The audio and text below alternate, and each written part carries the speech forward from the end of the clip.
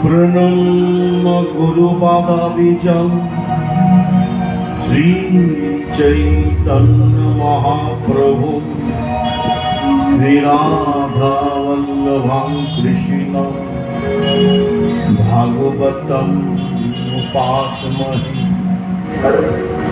जय जय श्री गौरांग जय नित्यानंद जयाद्वैत चंद्र जय गौर भक्त आनंद लीलामय विग्रहाय दिव्यच्छवि सुंदराय दशमयी महाप्रेमरस प्रदाय चैतन्य चंद्राय नमो नमस्ते। नित्यानंद महलवंदे करुणामय विग्रहं चैतन्यग्रजरूपेण पवित्रभूतलं जय रूप सनातन भक्त रघुनाथ श्री जीव गोपाल भट्ट दास रघुनाथ। এই ছয় গোসাইর করি চরণ বন্দন যাহা হইতে বিঘ্ন নাশ অভীষ্ট পূরণ। হে কৃষ্ণ করুণা সিন্ধু দীনবন্ধু জগৎপতি গোপীশ গোপিকা কান্ত রাধা কান্ত নমস্তুতে। নমো ব্রহ্মণ্য দেবায়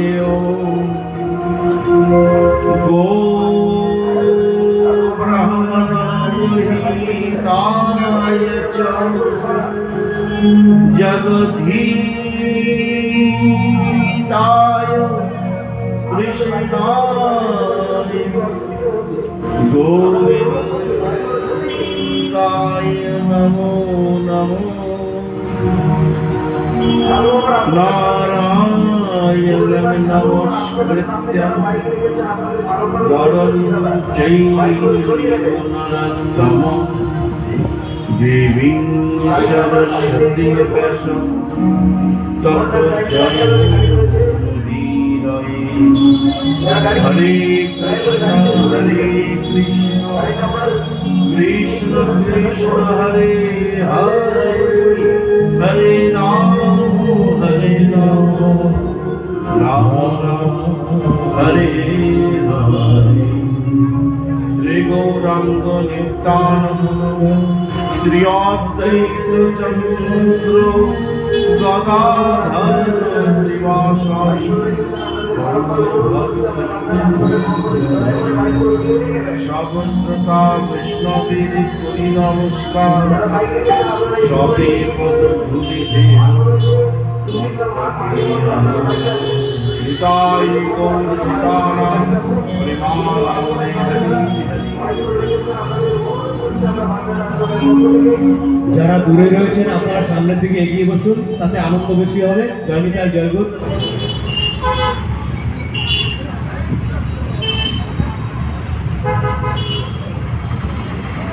জয় শ্রীরাম।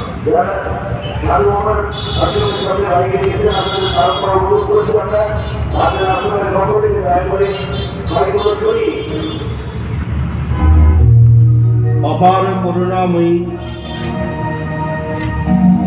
শ্রীমতী রাধারানী কৃপায়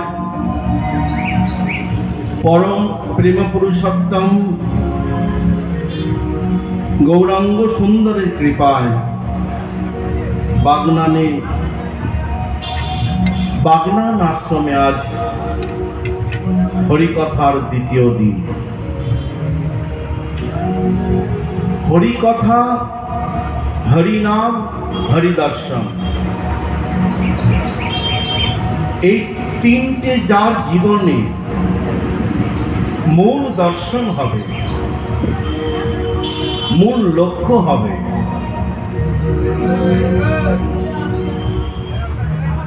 তার জীবনে উন্নতি হবেই হবে।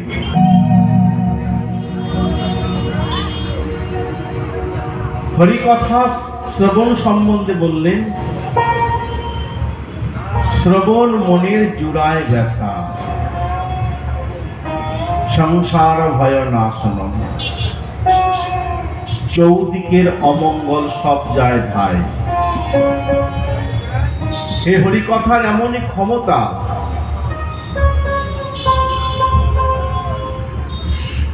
একটু উলুধ্বনি।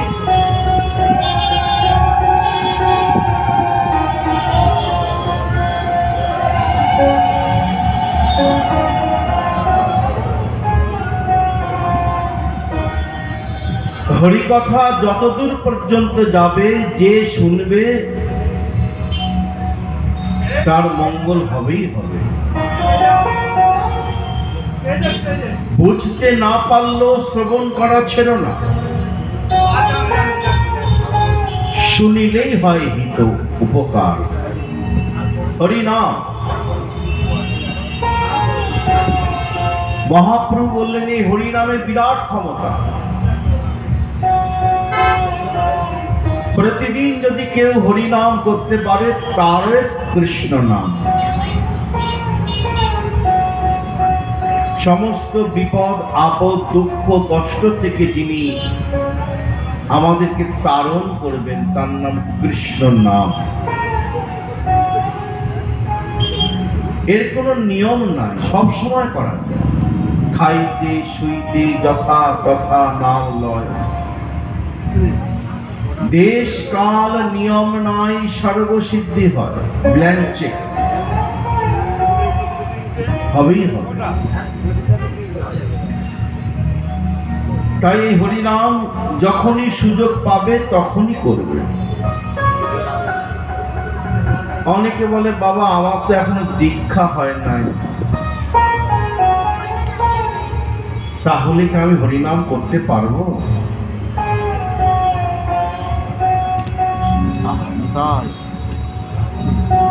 দেখতে হবে বাবা।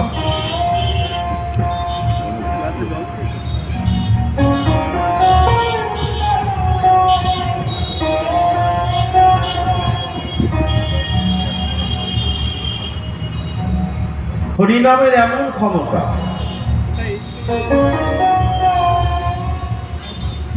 চৈতন্য চরিতামৃতে বললেন, দীক্ষা পুরশ্চর্যাদি অপেক্ষা নাহি রাখে, জিহ্বায় পড়শিলা চণ্ডালে উদ্ধারে। হরিনাম কিন্তু দীক্ষা নয়। যত গ্রন্থ আছে খুঁজে নাও, দীক্ষার মূল মন্ত্রই হলো অষ্টদশাক্ষর মন্ত্র, যেটা ভগবান শ্রীকৃষ্ণ ব্রহ্মা থেকে নারদ এই পরম্পরায় চলে আসছে।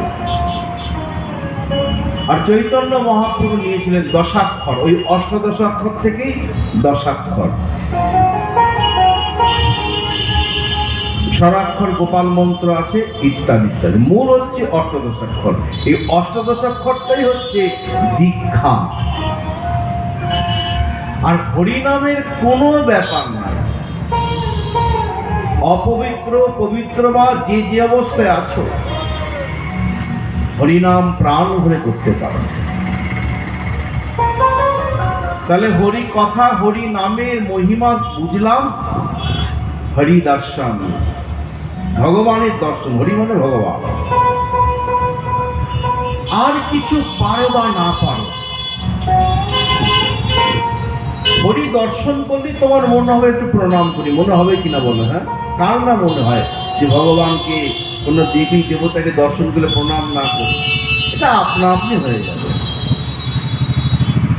দেখো, প্রণামের তিনটে ভাগ আছে। তুমি গ্রন্থ পড়ে নাও, ভগবৎ সন্দর্ভ, বরাহ পুরাণ ইত্যাদিতে বললেন একটা দণ্ডবৎ সাষ্টাঙ্গ,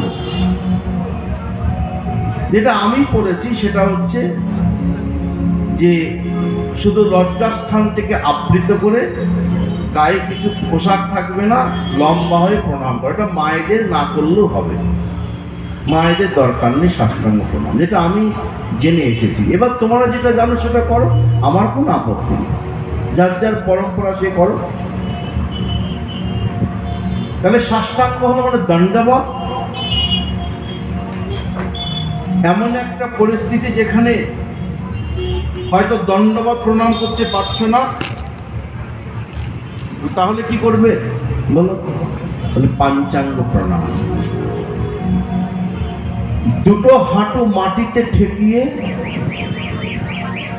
দুটো হাত মাটিতে ছুঁয়ে, মাথাটা মাটিতে নুয়ে যে প্রণাম হয় ওর নাম পাঞ্চাঙ্গ প্রণাম। এটা সবাই করতে পারে। আমি 3 প্রকারের প্রণামের কথা বলবো, যেটা আমি বানাইনি, পুরোটাই গ্রন্থে আছে। এই 3 প্রকারের প্রণামের মধ্যে তুমি যেটাকে আশ্রয় করবে সেটাই তোমার ফলদায়ক হবে, কোনো অসুবিধা নেই। তাহলে পাঞ্চাঙ্গ প্রণাম সম্বন্ধে জানলাম, সাষ্টাঙ্গ বা দণ্ডবৎ প্রণাম সম্বন্ধে জানলাম। এবার বললেন করো শির সংযোগ এব নমস্কার। এই দুটো হাত জোর করে এই যে মাথায় এই যে করা হয় না, দেখে আমরা করি কিনা বলো? হ্যাঁ, রাস্তাঘাটে যাচ্ছি, শনি মন্দির, কালী মন্দির, ওখানে রাস্তার মধ্যে মন্দির, তুমি কি ওরকম প্রণাম করতে পারবে? সম্ভব? রাস্তা দিয়ে বেরিয়ে যাচ্ছি, এরকম ভাবে আমাকে করে না। এই করো মানে দুটো হাত, করো মানে দুটো হাত, করো মানে হাত, শিরো এই যে কপালে, সংযোগ এরকম সংযুক্ত করতে হবে। কিন্তু বিশ্বাস করো তোমরা আমার বাবা মা, আমি কোথাও পড়িনি এখনো পর্যন্ত এক হাতে এই যে প্রণাম হয় না, ওইটা আমি কোথাও পড়ি। এই যে এরকম করে প্রণাম করে, এরকম করে, এটা আমাদের কোথাও লেখা নেই। অন্য ধর্মে হতে পারে এরকম এরকম, সেটা তাদের ধর্মের ব্যাপার, আমি যথেষ্ট সম্মান করছি, এটা কোনো অসুবিধা নেই। যার যার ধর্ম শেষে করো, তাতে কোনো অসুবিধা নেই। কিন্তু আমাদের যে সনাতনী ধর্ম, হিন্দু ধর্ম, সেখানে এক হাতের প্রণামের কথা বলা নেই, কোথাও নেই। যদি তোমরা পাও আমাকে একটু জানাবে। বরঞ্চ এটা বলে দিয়েছে এক হাতে প্রণাম করলে প্রণামের পুণ্য ক্ষয় হয়ে যায়, জানো? ওই জন্য এরকম ভাবে প্রণাম করবে না, এরকম হবে ওইগুলো, ওটা নিজের ভক্তির ব্যাপার, শাস্ত্রের ব্যাপার না। যে ভক্তিটা শাস্ত্রের সঙ্গে যুক্ত না হয় না, সেই ভক্তিটা ভগবানের প্রিয় নয়। কারণ ভগবানই শাস্ত্রকে তৈরি করেছেন, যা আমাদের শাসন করে কোনটা করা উচিত কোনটা করা উচিত নয়। তাই শাস্ত্র বহির্ভূত যদি কোনো কাজ করো, সেটা তোমার জীবনে উৎপাতের সৃষ্টি হবে। এই 3টে কথা মাথায় রেখো।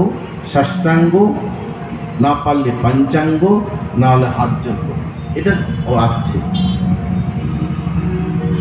তাহলে যদি আমরা 4টে করতে পারি প্রতিদিন, একটু হরিনাম যখন সুযোগ পাবে, সারাটা দিনের মধ্যে একটু হরি কথা নিজেই পড়ো, জোরে জোরে কানে শুনলে কিংবা কারোর মুখে শুনলে। আর একটা কথা বলে দিই তোমাদের ভালোর জন্য, ভগবান শ্রীকৃষ্ণ ব্রহ্মাকে বললেন একাদশ্যান্তু, একাদশীর দিন যে না হরি কথা একটু শ্রবণ করে, ভগবানের কথা শ্রবণ, আগে শ্রবণ তারপরে কীর্তন, জানো তো? আগে শ্রবণ করতে হবে তারপরে কীর্তন হবে। নববিধা ভক্তির প্রথম অঙ্গই বললেন শ্রবণ। কুবুদ্ধি ছাড়িয়া করে শ্রবণ কীর্তন, অচিরাতে পাবে তবে কৃষ্ণ প্রেমধন। যখনই তুমি মন দিয়ে শ্রবণ করবে, শ্রবণের ফল পাবেই পাবে। পরীক্ষিত মহারাজ শুধু ভগবানের কথা শ্রবণ করে ভগবানকে পেয়েছেন, ব্রহ্ম সাপ থেকে মুক্তি পেয়েছেন। তাহলে এই ভগবানের কথা আমরা একটু মন দিয়ে শুনবো, একাদশীর দিন তোমাকে ভাগবত পাঠ যেভাবেই হোক, যেখানেই হোক, একটু হলেও, পুরোটা হলে খুব ভালো, শুনতে হবেই। কৃষ্ণ বলে দিয়েছেন একাদশ শান্তু, ওই দিন কাউকে ছাড় দেবে না। যেমন তুমি সারাটা, যেমন 15 দিনের মধ্যে অনেক কিছু করছো, ঠিক আছে, কিন্তু একাদশী মাসে দুটো হবে, হ্যাঁ, এই দুটো একাদশীতে তোমাকে একটু হলো হরিনাম, একটু হলো হরিকথা শুনতেই হবে। যে একাদশীর দিন হরিকথা শুনে না, তস্য স্বামী সদা জামহ, শ্রীমদ্ ভাগবত। তার স্বামী হবে যম। বলে ভালোই হলো, যম মানে মৃত্যু, মহিলা গেলাম, বাচ্চা গেলাম। বলে না, সবসময় যম মানে মৃত্যু নয়। বলে সংসারে যে অশান্তি, সংসারও বিষানলে দিবানিশি হিয়া জলে জুড়াইতে না কই নৌকা, দিন রাত অশান্তির আগুনে চলছে। ওই অশান্তির আগুন থেকে বাঁচবার একমাত্র সাধারণ মানুষের ভাবনা মৃত্যু। দেখবে কিছু হলে শুধু মরতে যাওয়ার কথা মনে আসে, মুখেও আসে। কিন্তু সবসময় যে যম মানে মৃত্যু তা নয়। যম মানে যন্ত্রণা, যম মানে দুঃখ, যম মানে কষ্ট। বলে না, না জানি আগের জন্মে কি পাপ করেছিলাম, না হলে এই জন্মে এত কষ্ট পেতে হয়, আমাকে এত দুঃখ পেতে হয়। জমের মানে যন্ত্রণার হাত থেকে যদি বাঁচতে চাও, একাদশীর দিন তোমাকে একটু হলেও কোনো না কোনো সাধুর মুখে, বা তুমি নিজেও নিজে জোরে জোরে পড়লে, কানে শুনলে, সবচেয়ে ভালো হয় শ্রবণ, কোনো না কোনো সাধু মুখে হরি কথা। এটা নরোত্তম দাস ঠাকুর বলেছেন। দেখো, আমি বলছি মা, দুধ যদি সাপে খায়, সেই দুধ খাওয়া যায়? সর্বোচ্চিষ্টের ন্যায় হয়ে যায়। যিনি আমিষ বুঝি, যিনি সদাচারী নন, যার এখনো দীক্ষা হয়নি, কৃষ্ণ নাম ওই যখন কোনো জায়গায় হচ্ছে করছে, কিন্তু বাড়িতে তার বালাই নেই, সদাচার আচার আচরণে কোনো বালাই নেই। তিলক সেবা বাড়িতে করেই না, যখন কোনো অনুষ্ঠান হয় তখন হয়তো ওটা আমার রোজগার, তাই করছি। যে করে, আমি তো করি না। বুক ফুলিয়ে বলতে পারি, আমার কাছে যতবার যাবে 24 ঘন্টা আমার তিলক পাবেই পাবে। না পেলে আমাকে, আমার নামে কেস দিয়ে দেবে। আপনি বললেন আপনার কপালে তিলক নেই, আমার কেসটা ফাইন দেবো। কিন্তু আমি বিশ্বাস করি, আমি মানি, প্রতিদিন আমি তিলক সেবা করি, আমি প্রসাদ বুঝি, ভগবানের প্রসাদ পাই, পুলিশ কথা আমি মানি, তাই বলছি। হ্যাঁ, আমার গলায় দেখবে সবসময় মালা আছে, আমি দাদুর সঙ্গে তিলক করি। এগুলো মহাপ্রভু বলে দিয়েছেন 3টে কথা ভক্তি। বিনা তুলসী প্রভু একো নাহি মানি, যার গলায় মালা নেই তাকে প্রভু গ্রহণ করবেন। চতুর্বিধ শ্রী ভগবত প্রসাদ। একটু একটু এগোতে হবে তো, বলো, যারা বৈষ্ণব তাদের কথা বলছি। দেখো, রামকৃষ্ণদেব মাছ খেতেন, ওটা আমার দেখার বিষয় নয়, উনি পরমহংস। ওনারা শাক্ত, মা কালীকে অনেক জায়গায় ওই শুনেছি মাছের মাথা টাথা দেয়, হ্যাঁ, তারাপীঠ কোথায়, কালীঘাটে। আমি অসম্মান করছি না, এটা ঠিক আছে, শাক্ত দিল, ওটা। আমি তো বৈষ্ণব, আমি আমার গৌরাঙ্গের ধারার বৈষ্ণব, গৌরী বৈষ্ণব, অর্থাৎ মহাপ্রভু যে ধারা, 6 গোস্বামীর যে ধারা আমাকে দিয়েছেন, আমি সেটাই বলবো, বুঝেছো? ফলে অন্য কি করছে আমার সেটা দেখার বিষয় না, আমার সবাইকে প্রণাম। আমার শাস্ত্র কি বলছে আমি সেটা বলবো, বুঝেছো? ভারতবর্ষের আইন ভারতবর্ষের জজ বলবে, অন্য দেশের আইন অন্য দেশের জজ বলবে, এটা তাদের যেখানকার যা নিয়ম, সেই নিয়ম সে বলবে। বারবার বলছে, আমি বৈষ্ণব, আমি বৈষ্ণবের হয়ে পাঠ করতে এসেছি, আমি কৃষ্ণ গৌর কথার মাধ্যমে আমার হরি কথা। সেজন্য আমার শাস্ত্র আমাকে যা সিদ্ধান্ত দেবেন, আমি তার বাইরে কথা বলতে পারি না, বুঝতে পারলেন? সেই জন্য বলছি, যিনি আমি এগুলো মানি। তাই তিনটে কথা মাথায় রাখবে। ভগবানের সেবা, ভগবানের নিবেদিত প্রসাদ গ্রহণ করবে, চতুর্বিধ শ্রী ভগবত প্রসাদ, ভগবানের পূজা আদি তার মধ্যে পড়ে যাচ্ছে। গলায় মালা থাকতেই হবে। আর মহাপ্রভু পরিষ্কার বলেছেন, তিলকহীন সন্ধ্যা বন্ধা চৈতন্য ভাগবত। এটাও বলেছেন, যার কপালে তিলক নাই তার কপাল শ্মশানের মতন। শ্মশানে যেমন সব পুড়ে ছাই হয়ে যায়, যার কপালে তিলক নাই যা আসবে সব ছাই, সুখ শান্তি আনন্দ কিছু নাই। চৈতন্য ভাগবত মহাপ্রভু বলেছেন, আমি বলছি। এই তিনটে নিরন্তর ভক্তের লক্ষণ। ওই কোথায় গেলাম তখন করলাম তা কিন্তু নয়, বুঝেছো? যেটা তার নিত্য কর্ম আছে না, নিত্য কর্ম বলেন, এইটা তার নিত্য, তার মুখে। এক কথায় ভক্তের যা যা লক্ষণ, যিনি সত্যিকারের ভক্ত তার মুখে কৃষ্ণ কথা, শ্রবণের কথা পরিষ্কার বলা আছে। ভাগবত পরগিয়া বৈষ্ণবের স্থানে বললেন, বৈষ্ণবের লক্ষণ আছে না, হরিভক্তি বিলাসে বলেছেন যে নিত্য কৃষ্ণ পূজা করেন, দাদুর সঙ্গে তিলক, যার গলায় মালা, যিনি গোবিন্দের প্রসাদ গ্রহণ করেন, এমন যে বৈষ্ণব, এমন যে গুরুদেব, এমন যে সাধু, এমন যে ভক্ত। লোক সাধুর মুখে হরি কথা, নরোত্তম দাস ঠাকুর বলে, এটা একটু খুঁজে নিও। হ্যাঁ, ভালো হয় শোনার সোয়াগা। একদম না পারলে নিজে তুমি করবে, একটু পাঠ জোরে জোরে কানে গেল। একাদশী করবে, একাদশী করলে সংসারের মঙ্গল আমি করেছি। সধবা বিধবা সবার জন্য একাদশী। যদি স্বামী স্ত্রী পরিবার মিলে একাদশী করে এবং একাদশীর দিন যদি একটু হরিনাম হয়, বাড়িতে হরি কথা হয়, সেই বাড়ির বাস্তু দোষ কেটে যায়। সেই বাড়িতে সুখ শান্তি আনন্দের সমাগম হয়। তার জীবনের দুঃখ কষ্ট যা কিছু আছে আস্তে আস্তে দূরে চলে যায়। এ বানানো কথা নয়, এ পরীক্ষিত, মানে পরীক্ষা করে এ সত্য কথা। তাই আগামীকাল একাদশী চেষ্টা করবে একাদশীর নিয়ম অনুসারে চলার, সব ভালো হবে, ভালো হতেই হবে। স্বামী স্ত্রী মিলে করলে খুব ভালো। তাহলে একটু হরি কথা হলো, ভগবানকে দর্শন হলো। ভগবানকে দর্শন করলে কি হয় বলো তো? জানো, দুজনকে দর্শন যদি করতে পারো প্রতিদিন, তোমার ভালো হবেই হবে। কে? এক সাধু গুরু বৈষ্ণব পিতা মাতা তার মধ্যে পড়ে যায়। দর্শনী পবিত্র করো এই তোমার গুণ, তাদেরকে দেখলি তোমার মন পবিত্র হয়ে যায়। গঙ্গার পরশ হইলে পশ্চাতে পাবন, দর্শনে পবিত্র করো এই তোমার গুণ।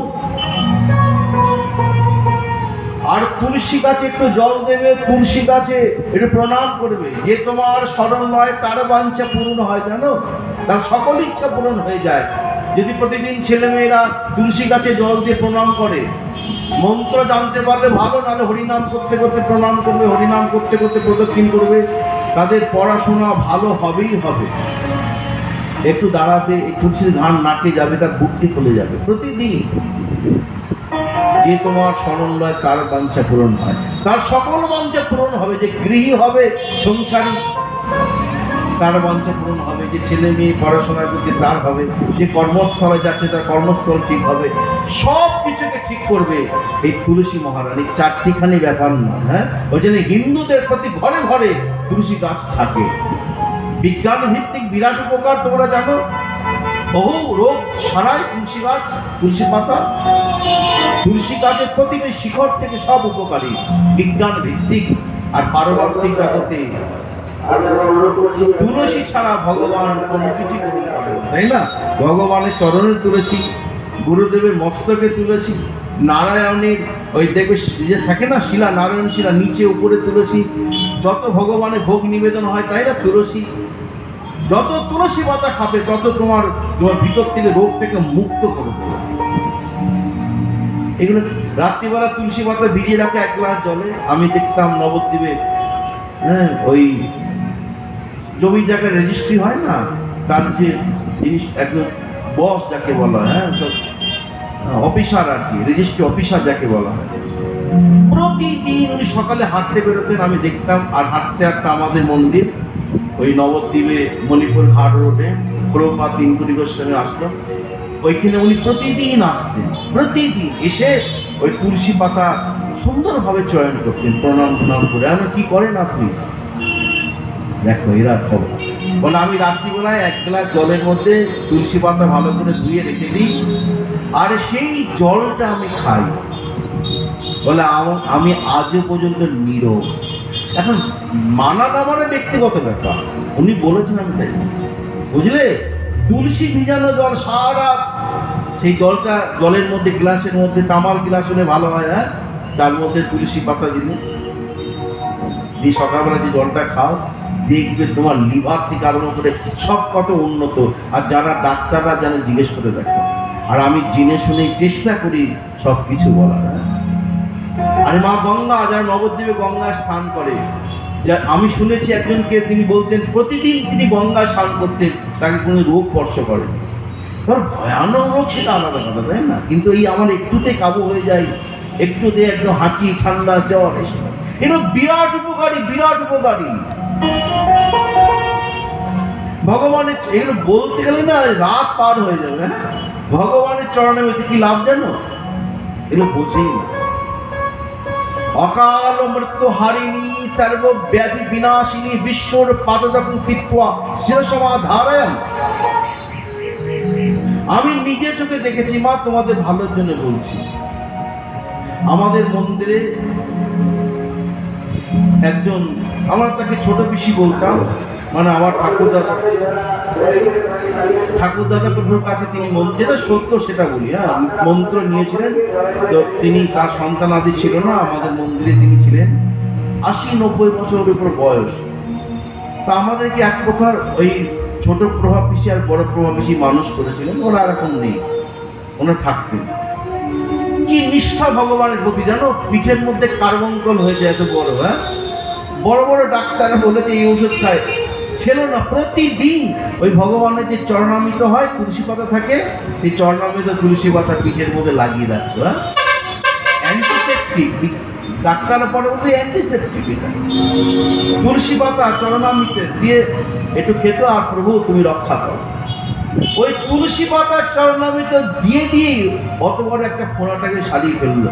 যখন একজন ডাক্তার দেখলো, বলে দেখুন ওই যে তাম্র পাত্রের মধ্যে ওই যে স্নান টান করানো হচ্ছে, আর দেখুন ওটা একটা অ্যান্টিসেপটিক হয়ে যায়, ডাক্তাররা বলছে, আমি শুনেছি।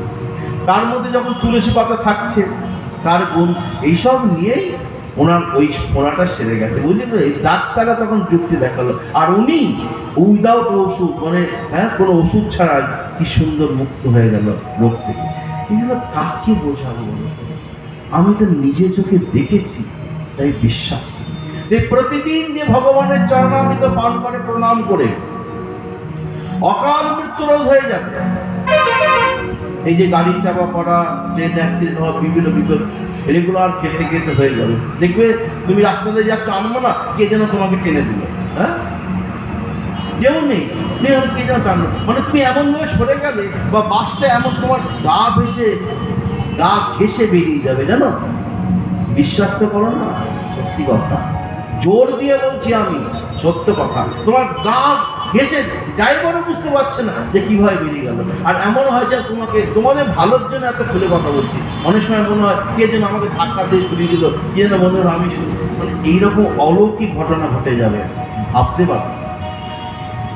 জল, রাস্তার মধ্যে জল, তুমি পড়ে যাচ্ছ, হ্যাঁ, পড়তে পড়তে যেন তুমি কিভাবে এরকম করতে করতে করতে তুমি, মানে আর তোমার পড়া হলো না, তুমি ঠিক বেঁচে গেলে। এরকম কতবার হয় যারা ভগবানের নাম লয়। বিশ্বাস করো, 100% গ্যারান্টি। অন্যরা পড়ে যাবে ধাওয়া দাও, তুমি ওই পিছনের মধ্যে পড়তে পড়তে যা গবায় যাত্রা বেঁচে গেছে। ওই প্রতিবারই হবে যে ভগবানের নাম নেয় না, ভগবান তাকে যেন তেন প্রকারে রক্ষা করে। অতএব ভগবানকে প্রণাম, ভগবানের চরণামৃত সেবন, হ্যাঁ, এবং প্রসাদের সর্বাধিক হরণম। ভগবানের যে প্রসাদ আমরা নিই না, এটা নকুল দানা হোক, বাতাসা হোক, যাই হোক, বলো এক কোণা হলো নেবে, এক কোণা, এটা প্রসাদ দেন তো, তাই না? ঠাকুর মশাই একটু প্রসাদ দেন, গুরু বাবা একটু প্রসাদ দেন, একটুখানি এক না, বেশি না, মুখে দাও, একটু চরণামৃত। আমার মন্দির যাই না, চরণামৃত নিই না, বলো নিই কি না বলো, মঠ মন্দিরে, হ্যাঁ, মায়ের মন্দিরে যাও, ভগবানের মন্দিরে যাও, এই যে কত উপকারী তোমরা কল্পনা করতে পারবে না, ভাবতে পারবে না। প্রতিদিন নিজের ঘরেতে ঠাকুরের পূজা করছো, চরণামৃত করে পান করো, তুলসী পাতা উপকার।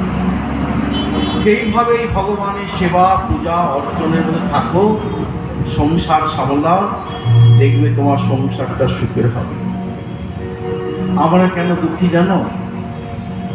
বল কেন? আমরা কথা দিয়ে কথা রাখি নাই, তাই আমরা দুঃখী। কৃষ্ণ ভোজি বারতরে সংসারে আইনু, মিছে মায়ায় বদ্ধ হয়ে বৃক্ষ সম হইল। ফলরূপে পুত্র কন্যা ডাল ভাঙি পড়ে, কাল রূপে সংসারেতে পক্ষী বাসা করে। যার মুখে কৃষ্ণ নাম নেই, যার ঘরে কৃষ্ণ নাম হয় না, সেই ঘর আর তার জীবনে দুঃখ সর্বদাই চেপে থাকে, ঘিরে থাকে। এমন কি লাগি আইনি ভবে, এমনও জনমে হরিনা ভজিবি, কেমন মানুষ পাবে। মানুষ আকার হইলে কি হয়, করহ ভূতের কাম। নইলে কেন কি বলহ বদনে শ্রীকৃষ্ণ গোবিন্দের নাম। পাখিরে যে নাম লওয়াইলে লয়, সারি সুখ আদি কত। তাহাতে তোমরা আলস্য করহ, এ হয় কেমন মতো। একটা পাখিকেও শিখালে সেও কৃষ্ণ বলে, আর আমরা মানুষ আমাদের কৃষ্ণ বলতে লজ্জা করে। তাই বলছেন পাখিরে যে নাম লওয়াইলে লয়, সারি সুখ আদি কত। তাহাতে তোমরা আলস্য করহ, এ হয় কেমন মতো। শোনো, দিবস রজনী আবোল তাবোল পেঁচাল পারিতে পারো, তাহারও মধ্যে একবার কি হাত কৃষ্ণ কহিতে নারো, হাত গৌর কহিতে নারো। এ সংসার যদি কোনো কথা বলো, তোমার বিপদ ডেকে নিয়ে আসবে। হয়তো বলতে বলতে বেফাস কথা বলে ফেললে, কেউ শুনে ফেলে তুই আমার নামে নিন্দা করছিস, শুনে গেল গন্ডগোল। কিন্তু ভগবানের কথা বললে কি হবে? মহাজন বলছেন, বদন ভরিয়া হরি যদি বলো, ক্ষতি না হইবে তার। কহে প্রেমানন্দ, তবে যে নিতান্ত এড়াবে কৃতান্ত দায়। যদি একবার হা গৌর হা নিতাই বলতে পারো, একবার জয় শ্রী রাধে জয় শ্রীকৃষ্ণ বলতে পারো, এতে তোমার যে কত দুঃখ মোচন হবে তুমি কল্পনাও করতে পারো না। একবার কৃষ্ণ নামে যত পাপ ভরে, পাপীর সাধ্য নহে তত পাপ করে। তোমার ক্ষমতা নেই তুমি পাপ করতে পারো। কৃষ্ণ নাম করতে করতে তোমার মনের মধ্যে পাপ করার ইচ্ছাটাই, পাপ করার যদি ইচ্ছাও থাকে না, পাপ বলতে যা যা বোঝায় সেই ইচ্ছাও তোমার থাকবে না, মনে হবে অনেক হয়েছে, হ্যাঁ অনেক হয়েছে। আমাকে অনেকে বলে, ইয়াং ছেলেরা বলে, বাবা বাড়িতেই না জোর করে আমাকে আমিষ খাইয়ে দেয়। হ্যাঁ, আজকেও বলছিল একজন, আমি তো নিরামিষ খেতে বড় ভালোবাসি জানো। হ্যাঁ, এই শুনতে শুনতে না তার মনটা তখন শুদ্ধ হয়ে যায়, পবিত্র হয়ে যায়।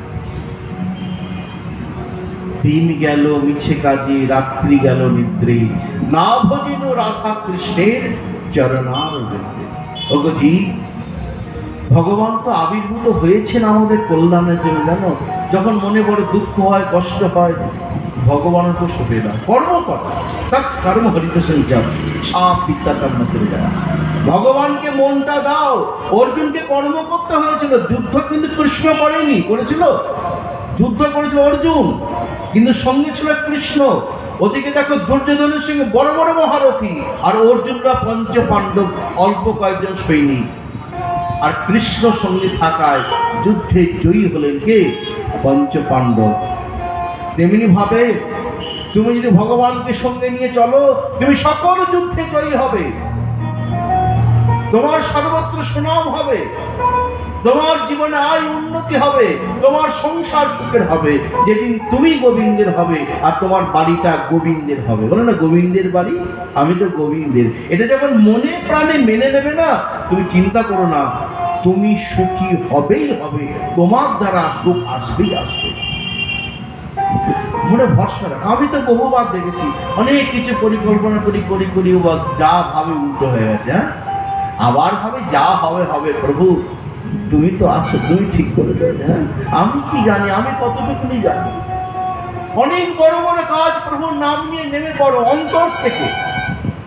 কারণ ক্ষতি করার চেষ্টা করবে না, ভাগবতে বলেছে, মনেও ভাববে না, দেখবে তোমার কেউ ক্ষতি করতে পারবে না।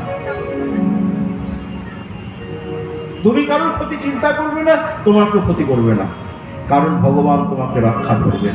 মত চিত্ত সর্বত্রগামী মত প্রসাদাত্তরিষ্যসি। আমাকে মনটা দাও, আমাকে ডাকো, দেখো আমি কিভাবে তোমাকে সকল বিপদের হাত থেকে, দুঃখের হাত থেকে রক্ষা করি। দ্রৌপদী যতবার বিপদে পড়েছে আমাকে ডেকেছে, আমি ততবারই দ্রৌপদীকে রক্ষা করেছি কিনা বলো? এটা তোমাদের ঘরের কথা গো, মায়ের কাছে মাসির গল্প করলে হবে? আমার থেকে তোমরা ভালো জানো, তবুও যেহেতু ব্যাস আসনে বসেছে আমাকেই বলতে হবে। কত বলবো বলো তো, শাস্ত্র না সমুদ্র, শেষ নেই। বলছেন যখন দ্রৌপদীর কাছে দুর্বাসা মুনি আসলো, দুর্যোধন পাঠিয়েছে 10,000 শিষ্য নিয়ে। দ্রৌপদীর খাওয়া হয়ে গেছে তখন ঢুকেছে। ওই জন্য মাতৃ জাতিকে বলা হয় সবার পরে খাবে। স্বামী খাওয়ার পর সবাইকে খাইয়ে, ওদেরকে বাড়ির বউ বাড়ির মা পরে খায়, ওদের প্রতি বর আছে। ওরা যতক্ষণ না খেয়ে থাকবে ততক্ষণ সবাইকে খাওয়াতে দেয়, এটা আশীর্বাদ। ওই জন্য তখনকার দিনে দেখবে মায়েরা সবাইকে খাইয়ে পরে খায়, তাই না?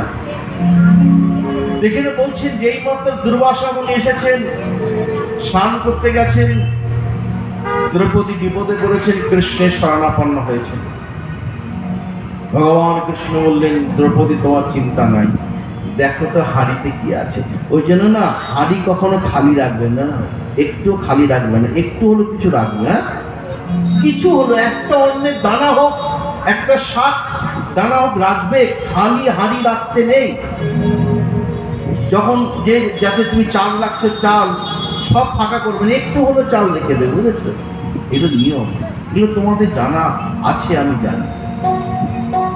হে কৃষ্ণ, আমি বিপদে পড়েছি প্রভু, তুমি জগৎ স্বামী, আমারও স্বামী, আমার সখা, আমার সর্বস্ব, তুমি ছাড়া আমাকে রক্ষা করো। কৃষ্ণ বলছেন, দাও, আমার খিদে লেগেছে। বলে এই জন্যই তো তোমার কাছে আসা, তুমি আমাকে এই কথা বলছো? বলে দেখো না হাড়িতে কি আছে।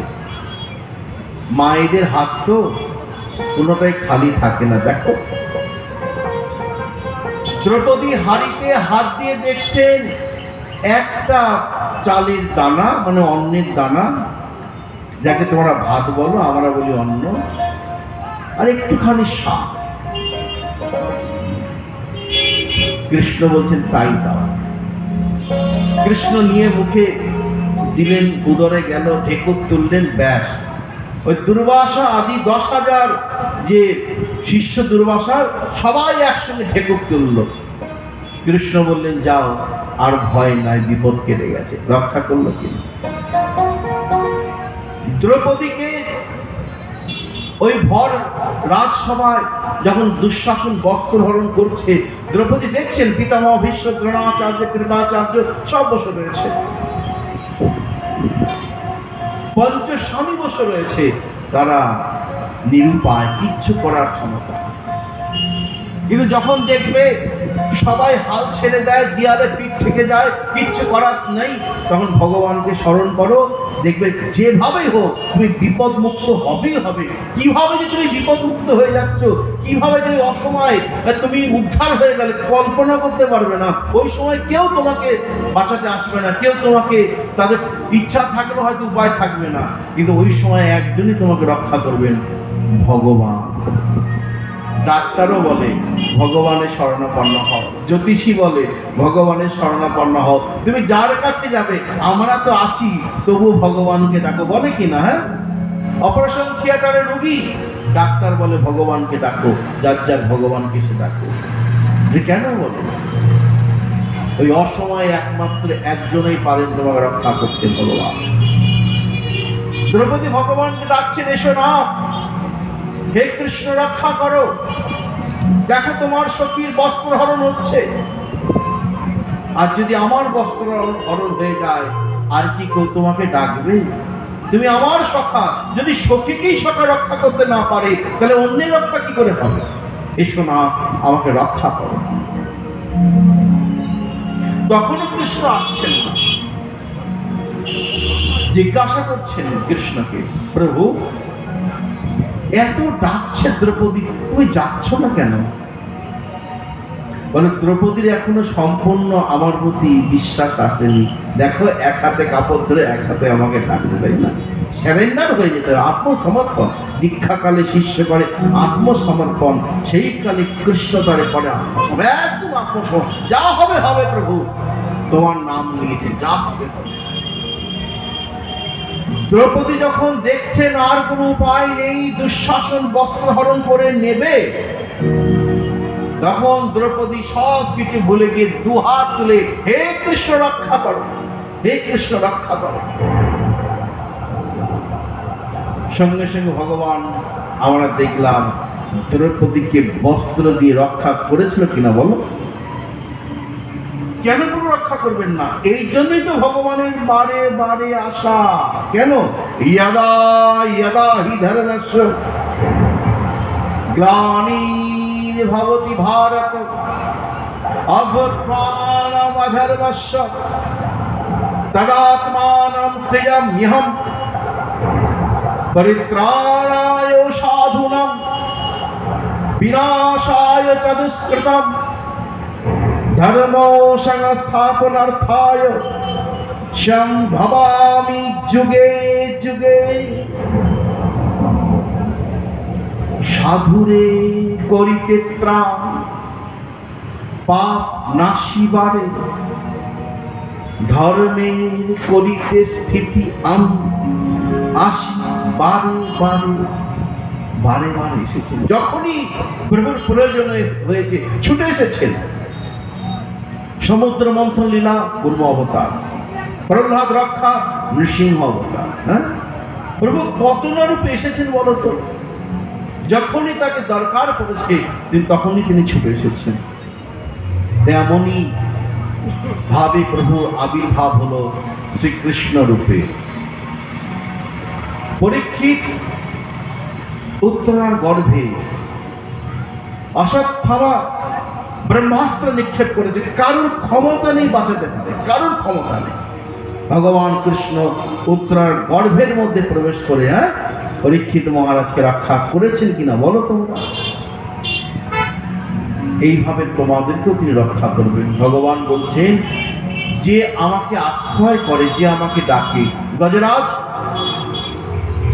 যখন তার পাটা কুমির ধরে টেনে টেনে নিয়ে যাচ্ছিল, গজেন্দ্র বক্ষম লীলা তোমরা জানো, ভগবান আবির্ভূত হয়ে কুমিরের মুখটা কেটে দিয়ে গজরাজকে উদ্ধার করলেন। এমনি ভাবে তোমাদেরকে উদ্ধার করবেন যদি তোমরা তাকে ডাকতে পারো। আর সেই ভগবান শ্রীকৃষ্ণই আবার নবরূপে আসলেন, শ্রীকৃষ্ণ চৈতন্য মহাপ্রভু। বলো শ্রীকৃষ্ণ চৈতন্য মহাপ্রভু কি জয়, বলো শ্রীকৃষ্ণ চৈতন্য মহাপ্রভু কি জয়, ভগবান শ্রীকৃষ্ণ চন্দ্র কি জয়, নিত্যানন্দ প্রভু কি জয়। দেখো, কৃষ্ণ বলরাম দুই ভাই গৌর নিতাই রূপে আবার প্রকটিত হলেন। বর্তমান যুগে আমাদের যদি আনন্দের সাগরে ভাসতে হয়, তাহলে আমাদের কৃষ্ণ আর শ্রীকৃষ্ণ চৈতন্য মহাপ্রভুর চরণকে আশ্রয় করতেই হবে। এরা মূল, এদেরকে মূল বলা হয়েছে। যেমন ব্রহ্মা বলেছেন, অন্য কোন দেব দেবীর আশ্রয় দরকার নেই, কৃষ্ণের চরণকে আশ্রয় করলেই সব হবে। এটা ভাগবতে বলা আছে। আবার সেই শ্রীকৃষ্ণই আমাদের কলিযুগে শ্রীকৃষ্ণ চৈতন্য মহাপ্রভু রূপে প্রকটিত হয়েছেন এবং হয়ে আমাদেরকে এত আনন্দ, এই যে আজকে আমরা বর্তমান যুগে আনন্দের সাগরে ভাসছি, এটা কার জন্য? এই যে কৃষ্ণ নামের বন্যায় ভাসছি কার জন্য? এই যে বৃন্দাবন রাধা গোবিন্দের প্রেমের সাগরে আমরা ভাসছি কার জন্য? যদি গৌর না হইতো কেমন হইত? একটু আমরা গান শুনে নিই।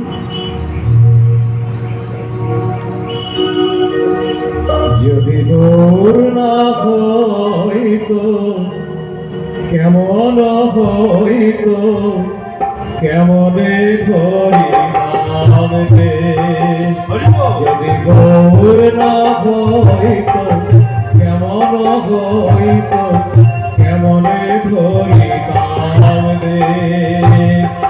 রাধার মহিমা প্রেম রস সীমা জগতে জানা তোকে। রাধার মহিমা প্রেম রস সীমা জগতে জানা তোকে। মনে জানা বলি রাধার মহিমা জগতে জানা তো, জগতে জানা তোকে, জগতে জানা তোকে।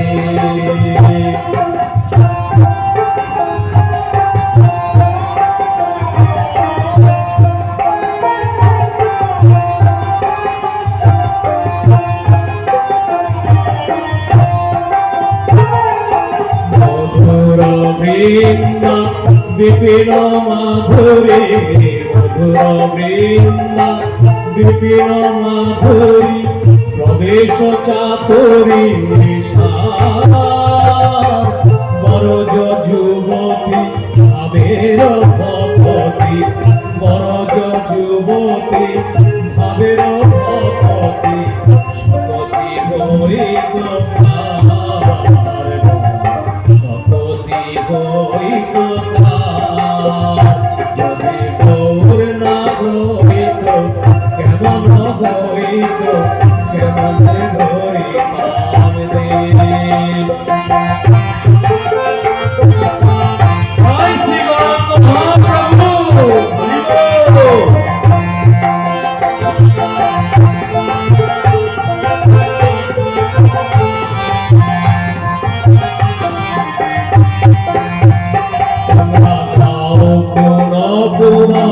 গৌরাঙ্গেরি গুণ গাও, গৌরাঙ্গেরি গুণ সরল করিয়া মন গাও। গৌরাঙ্গেরি গুণ সরল করিয়া মন। এ ভব সংসারে এমন দয়ালো, এ ভব সংসারে এমন দয়ালো, না দেখি এক না দেখি এক। যদি গৌর না হইত কেমন হইত, কেমনে ধরি নাম রে। যদি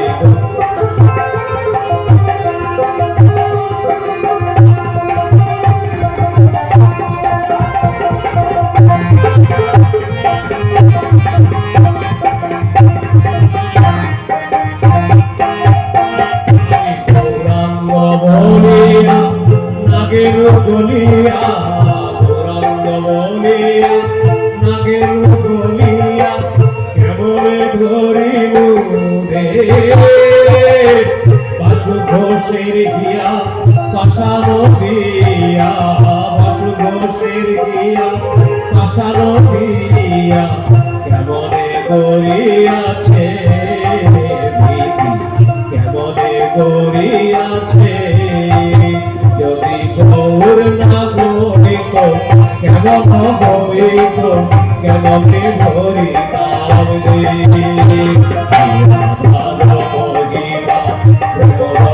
সীমা জগতে জানা তোকে। যদি গৌর না হইত কেমন হইত, হইত কেমনে ধরি নাম রে গৌরনাথ হইত কেমন হইত কেমনে ধরি নাম রে জয় গৌর। কলিযুগেতে এই দুই ভগবানকে আশ্রয় করলেই সব আশ্রয় হয়ে যাবে, এটাই শাস্ত্রের মূল কথা। কারণ এরা দুজনাই পূর্ণ ভগবান। পূর্ণ ভগবান অবতরী যে কালে আর সব অবতার তাতে আসিবে। কৃষ্ণ আর শ্রীকৃষ্ণ চৈতন্য এরা হলেন পূর্ণ ভগবান। আর এই জন্যই ভগবান গৌরহরি বললেন কিচ্ছু করতে হবে না, শুধু কৃষ্ণ নাম করে। বলেছেন কিনা হরের নাম হরের নাম হরের নামৈব কেবলম কলৌ নাস্তেব নাস্তেব নাস্তেব গতিরন্যথা। বলেছেন বলো, কলিযুগে কৃষ্ণ নাম ছাড়া, হরি নাম মানে কৃষ্ণ নাম, কৃষ্ণ নাম ছাড়া কোনো গতি নাই, গতি নাই, গতি নাই। হরিনামটা কেন কৃষ্ণ নাম বললাম বলো?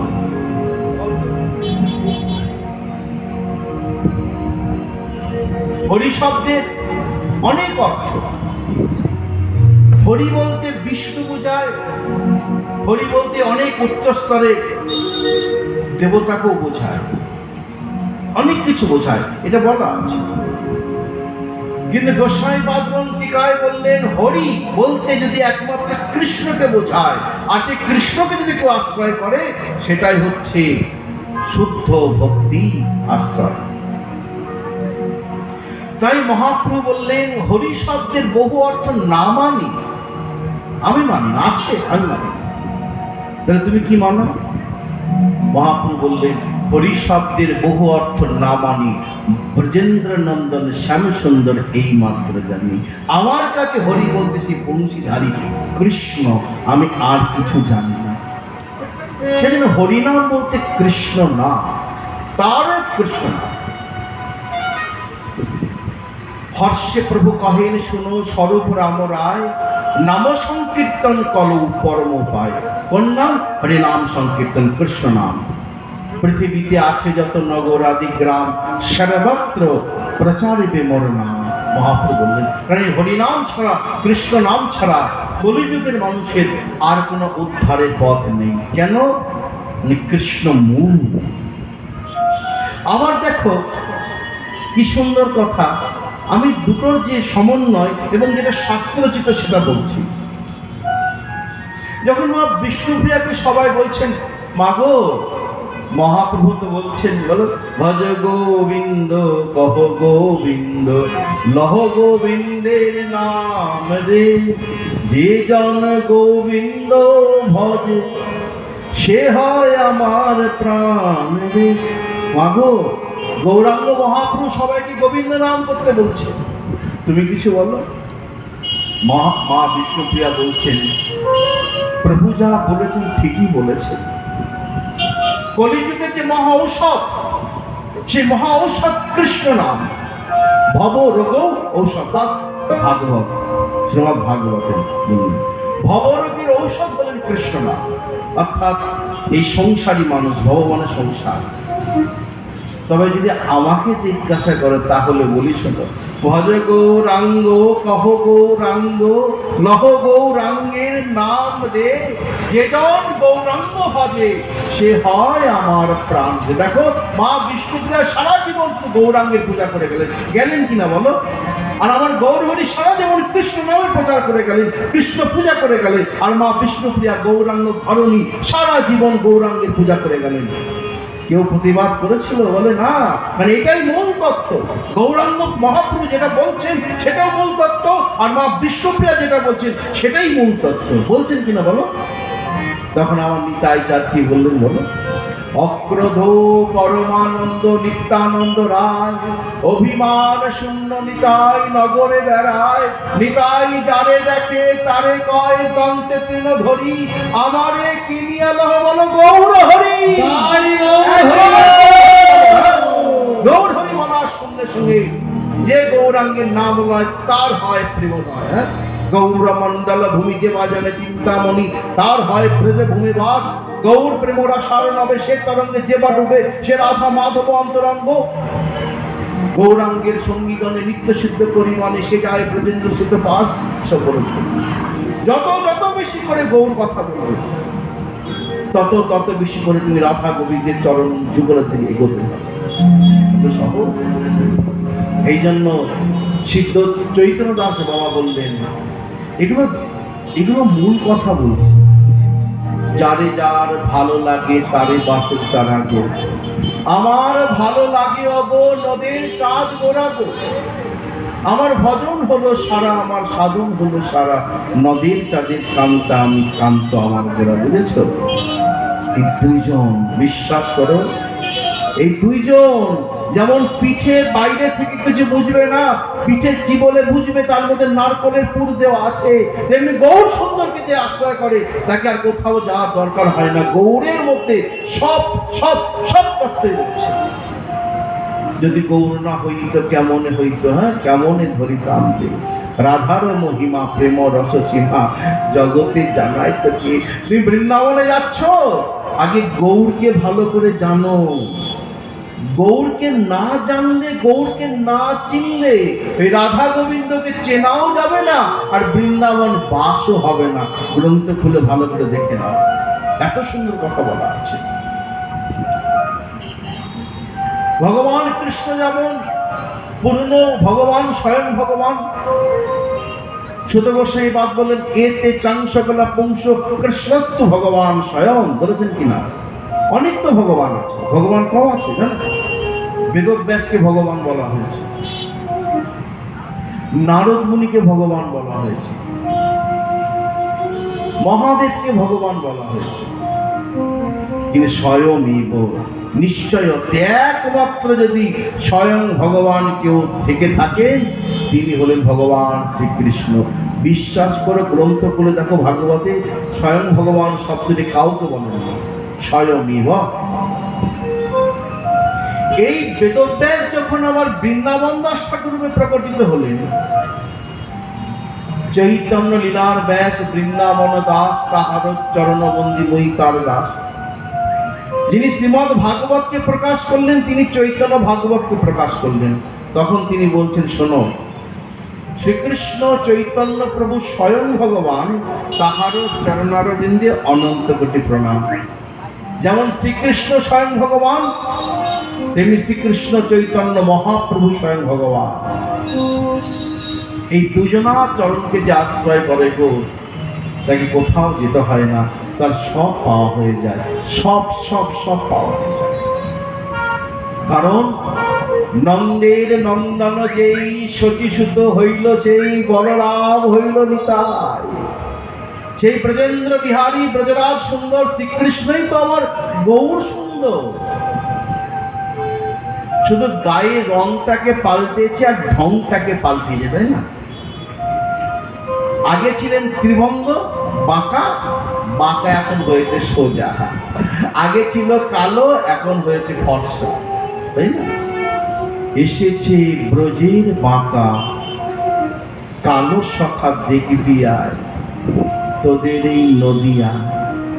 গোরার রং ফিরেছে, ঢং ফিরেছে, কালো বরণ চেনা গায়, তবু স্বভাবে পাই তার পরিচয়। এসেছে ব্রজের বাঁকা, কালো সখা দেখবি আয় তোদের এই নদিয়া। রায় অঙ্গ ছটায় শ্যাম অঙ্গ ঢাকা পড়ে আমার প্রাণ গোবিন্দ গৌরাঙ্গ রূপে নবদ্বীপের মাঝে আবির্ভূত হলেন, হ্যাঁ, সচী মায়ের নন্দন হয়ে আর জগন্নাথ মিশ্রের পুত্র হয়ে। ভগবান কি। আচ্ছা, একটা কত সুন্দর কথা বললেন, শুনবে না? বলছে, নবদ্বীপ হেন গ্রাম ত্রিভুবনে নাই। তার মধ্যে বৃন্দাবনে পড়ে যাচ্ছে, কিন্তু আমি ঠিক বলছি কিনা বলো? আছে না, বলে না? ভালো করে শোনো, নবদ্বীপ হেন গ্রাম ত্রিভুবনে না। কেন? জহি অবতীর্ণ হইলা চৈতন্য গোসাই। যেখানে আমার স্বয়ং গৌর হরি আবির্ভূত হয়েছেন, সেই স্থানটা হচ্ছে সব থেকে বেশি পবিত্র। ওই জন্য আগে বৃন্দাবনে যেতে হবে, ওই জন্য আগে গৌর চরণে আশ্রয় করতে হবে। যত আমাদের কীর্তন হয় দেখবে লীলা কীর্তন, আগে গৌর চন্দ্রিকা করতে হয়, হয় না? গৌর চন্দ্রিকা না করে লীলা কীর্তন হয়? সেই গৌরহরিকে আমরা কি করে পাবো, তার উপায় বলুন। হ্যাঁ, এবার আমরা যখন সকালবেলায় বা মধ্যাহ্নে আমাদের ভোগ আরতি কীর্তনে কি বলা হয়? ভজপতিকে উদ্ধারণ শ্রী গৌর হরি, বলে কি না? আগে গৌরের কীর্তন হয়, তারপরে কৃষ্ণের। সন্ধ্যেবেলা তাই ভালি গোড়া চাঁদ, আগে গৌরের আরতি, তারপরে কৃষ্ণ, তারপর রাধারানী। আমাদের দেখবে আগে গৌর, কৃষ্ণ, রাধা, হয় কিনা বলো? হ্যাঁ, নয় নিতাই গৌর, নয় গৌর, কৃষ্ণ রাধা। আগে গৌরের আরতি হবে, তারপর কৃষ্ণ, তারপর রাধা। কারণ গৌর ছাড়া আমাদের কোনো কিছুই হয় না। আরেকটা কথা ছোট্ট করে বলে রাখি তোমাদের সকলের জন্য, গ্রন্থের নাম চৈতন্য ভাগবত। তোমাদের একটু ভালোর জন্য বলছি, সব জায়গাতে বলি, এখনো বলি। আমার বিশ্বাস যদি তোমরা মানতে পারো তোমাদের কাজ হবেই। এটা ব্রহ্মার বর দেওয়া আছে। কথাটা কি জানো? ব্রহ্মা লক্ষ্মী আর সরস্বতীকে বললেন, শোনো, গৌরাঙ্গ মহাপ্রভু নবদ্বীপ ধামে প্রকটিত হচ্ছেন, চৈতন্য ভাগবত। হে লক্ষ্মী সরস্বতী, তোমরা সেখানে যাও, যেখানে গৌরাঙ্গ মহাপ্রভুর পূজা হবে, যেখানে গৌরাঙ্গ মহাপ্রভু নিত্য বিরাজ হবে। এটা খুব উপকারী কথা এবং খুব সহজ সরল কথা। সেখানে কোনোদিনও কোনোভাবে যেন অভাব না থাকে। ভালো করে শোনো, হে লক্ষ্মী, এটা তোমার দায়িত্ব যেন সেখানে কোনো অভাব না থাকে। রমার দৃষ্টিপাতে সবে সুখে ভাসে, বুঝেছো? চৈতন্য ভাগবত রয়েছে। যিনি বেদব্যাস, তিনি বৃন্দাবন দাস ঠাকুর। ওই জন্য দেখবে যারা ভগবানকে নিয়ে থাকে, আমি বহু বাড়িতে দেখেছি, আর মঠ মন্দির তো বটেই। একটু করে তোমাদের ভালোর জন্য বলছি, কোনো মঠ মন্দির অভাব আছে বলো? নবদ্বীপ ধামে, বৃন্দাবন ধামে এত সাধুকে দেখছি, কোনো অভাব আছে? আর আমরা শুধু অর্থের পেছনে ছুটছি, অর্থে অর্থে। আর বৃন্দাবনে, নবদ্বীপে অনেক সাধু আছে, অর্থের দিকে তাকিয়ে দেখে না, অর্থ তাদের কাছে ছুটছে। কেন বলো? একটা বাস্তব কথা বলে যাচ্ছি, আমার কথা না, চৈতন্য ভাগবতের কথা। যে বাড়িতে নিত্য রাধা গোবিন্দ নিতাই গৌরের পূজা হবে, একটু হরিনাম হবে, তুলসী বৃক্ষ থাকবে, যে সূর্য দেবতাকে জল দিয়ে প্রণাম করবে, তার সঙ্গে সঙ্গে আরো এগো যদি হয়, ভালো গলায় মালা, আরো একটু এগুলো ভালো হয়, ভগবানের প্রসাদ খাওয়া, আরো একটু এগুলো ভালো হয়। হ্যাঁ, কি এটা দাদুর সঙ্গে তিলক, এগুলো আরো একটু এগুলো ভালো। যত গুড় তত মিষ্টি। নচেত যেটা ন্যাচারাল, যেটা সার্বিক, অন্তত ভগবানের চিত্রপট, দীক্ষা হলে গুরুদেবের চিত্রপট, এবং তার সঙ্গে সঙ্গে নিতাই গো রাধা গোবিন্দ তুলসী গাছ, যেটা বললাম, হ্যাঁ, যেটা ন্যাচারাল সম্ভব। আমি তোমাদের দিকে তাকিয়ে বলছি। হ্যাঁ, যদি হয় না, শোনো, সেই ঘর থেকে লক্ষ্মী ঠাকুরানী কোনোদিনই বেরিয়ে যাবে না, যাবে না, যাবে না। আজও বৃন্দাবনে, বেলবনে লক্ষ্মী ঠাকুরানী তপস্যা করছেন শুধু কৃষ্ণকে পাওয়ার জন্য। যে ঘরে গৌর নিতাই রাধা গোবিন্দ থাকবে, সেই ঘরে লক্ষ্মী ঠাকুরানী থাকবেনই থাকবেন, থাকবেনই থাকবেন। সেই ঘরে জীবনে কোনো অভাব হবে না। মিলিয়ে দেখো, তারপর আমাকে বল। আমি বহু পরীক্ষা করে দেখেছি, বহু গৃহস্থ বাড়িতে দেখেছি, যাদের বাড়িতে নিত্য রাধা গোবিন্দের সেবা হচ্ছে, নিতাই গৌরের সেবা হচ্ছে, হ্যাঁ, বাড়ির সবাই মিলে ভগবানের প্রসাদ পুঁজি হয়েছে, কোনো অভাব নেই। লক্ষ্মী তারপর ঢেলে দেবে। লক্ষ্মী পূজা না করলেও হবে। আর যারা নিতাই গো রাধা গোবিন্দের পূজা করবে, তাদের লক্ষ্মী আদি পূজার দরকার হয় না। কারণ শুনেছি কমলা ইহারও অংশের অংশ। লক্ষ্মী ঠাকুরানী না রাধারানীর মধ্যেই থাকে। স্বয়ং মহাপ্রভু বেঙ্কট ভট্টকে ওই চৈতন্য চৈতামৃতে বলে দিয়েছে। ওই জন্য যেখানে রাধারানীর পূজা হয়, লক্ষ্মীর আলাদা করে পূজার দরকার হয় না। না পুজিবে দেবী দেবা, এই ভক্তি পরম কারণ। তুমি করতে পারো, আমার গৃহস্থ মানুষ, না করলেও পারো। আমি যা বলছি গ্রন্থ পড়ে নিও। আর কি শোনো, শিশুরাও ভট্টাচার্যের সঙ্গে কক্ষা করে। এগুলো কাজের কথা বলছি তোমাদের জন্য। বলছে নবদ্বীপে গেলে সে বিদ্যারস পায়। তখনকার দিনে যত বড়ই দিগ্বিজয়ী পণ্ডিত হতেন, নবদ্বীপে না গেলে তিনি দিগ্বিজয়ী পণ্ডিত হতে পারতেন না। বলছেন কেশব কাশ্মীরি পণ্ডিত নবদ্বীপ এসেছিলেন, মহাপ্রভুর কাছে পরাজিত হলেন। মা সরস্বতীর, এই শোনো ভালো করে, হ্যাঁ, মা সরস্বতী শরণাপন্ন হলেন, মা গো আমি তোমার বরপুত্র, আমি সর্বত্র জয়লাভ করেছি।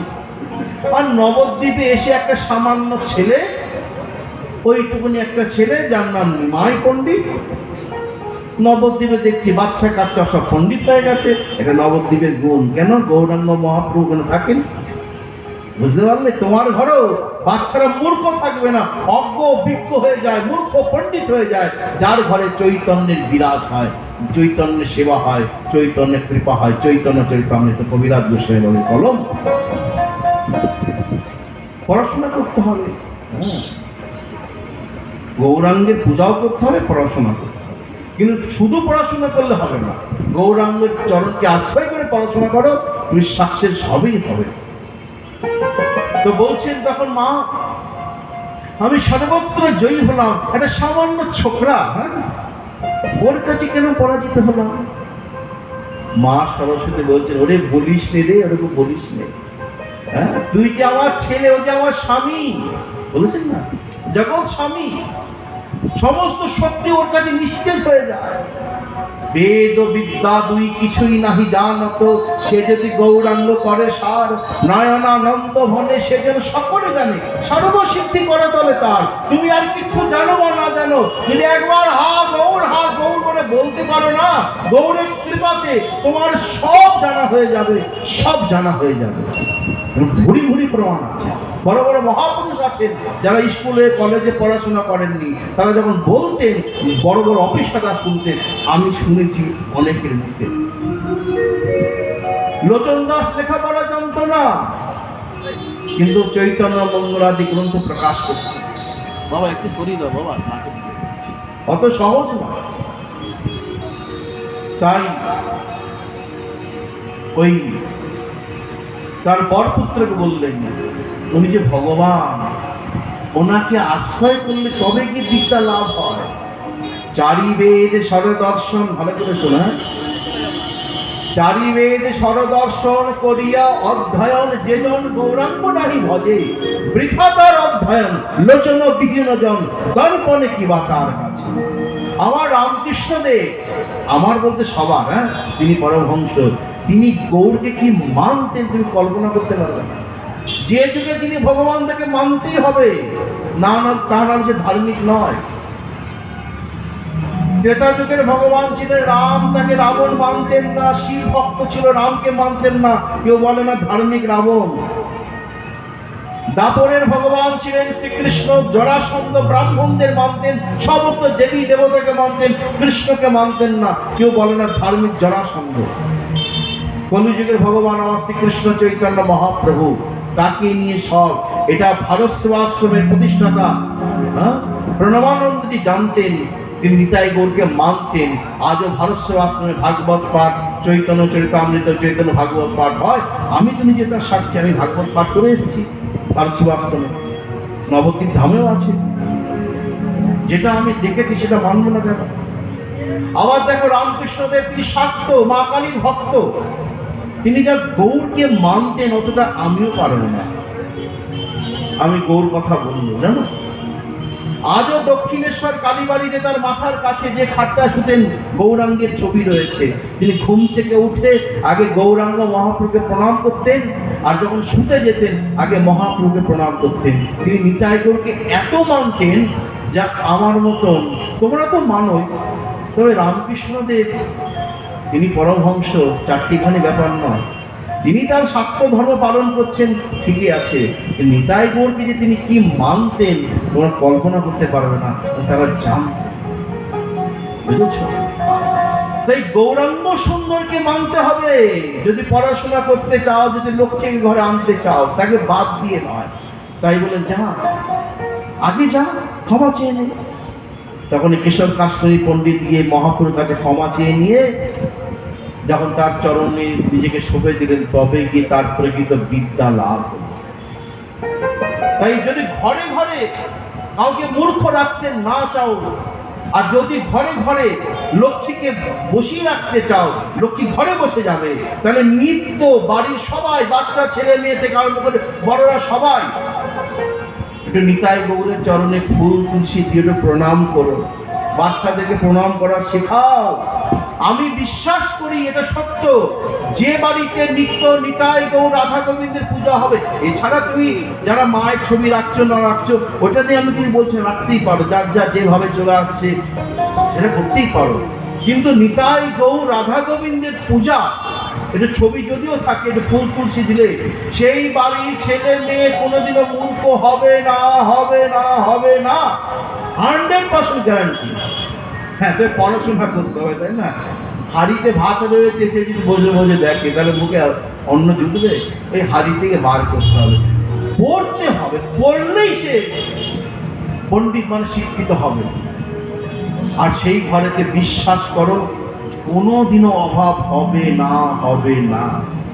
তাই এমন যে ভগবান আমার গৌর, এমন যে ভগবান আমার কৃষ্ণচন্দ্র, তাদেরকে আশ্রয় করতে হবে। ইনারা এত সহজ সরল পথ দেখিয়ে দিয়েছেন না, এরকম কেউ দেখাবে না, জানো? আচ্ছা বলো তো, ভগবান কৃষ্ণ কি বললেন? হ্যাঁ বলো।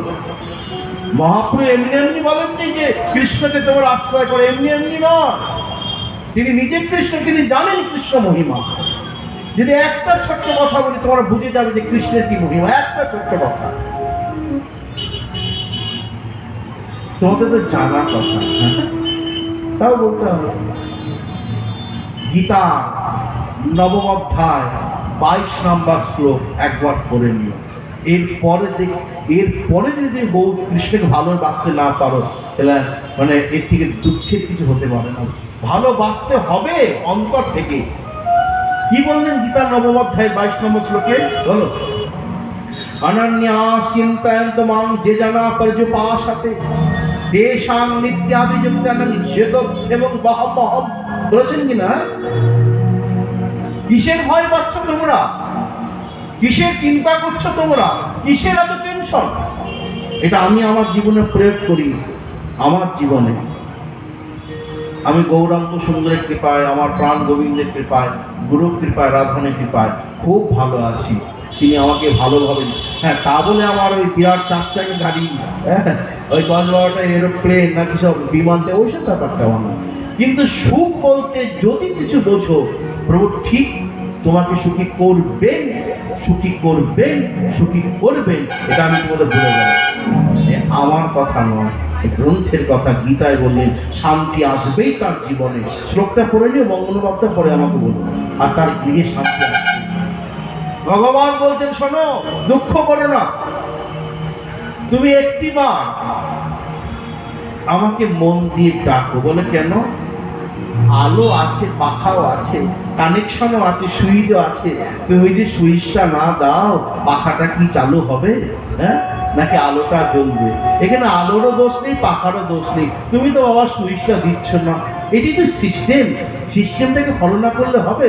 ভগবান বলছেন এটাই নিয়ম। আমাকে ডাকো, আমি যাওয়ার জন্য তৈরি, আমি যাব, শুধু ডাকো আর ডেকে দেখো। আমি তোমার কথা দিচ্ছি। গীতায় ভগবান বললেন, গীতার বাণী মানে আমার বাণী। আমার হৃদয়ের কথা যদি শুনতে চাও, আমার মনের কথা যদি শুনতে চাও, তাহলে গীতার কথা শোনো। গীতা হি মম হৃদয়ম। আমার হৃদয় হলো গীতা, আমার হৃদয়ের কথা হলো গীতা। আর আমার কথা মানে আমি গীতায় যা যা বলেছি সমস্ত কিছুই প্রতি অক্ষরে অক্ষরে পালন করবই। এবং ব্রত মম, এটাই আমার ব্রত। একবার মিলিয়ে দেখে নাও, অর্জুন মিশ্রের জীবনী পড়ে নাও, নিজের জীবনে মিলিয়ে নাও, তারপর না আমাকে ছেড়ে দাও। তারপর ছেড়ে দাও যদি না মেলে। আজ পর্যন্ত যারা ডেকেছে, মিলেছে, পেয়েছে, কৃষ্ণকে ছাড়েনি, গৌরকে ছাড়েনি।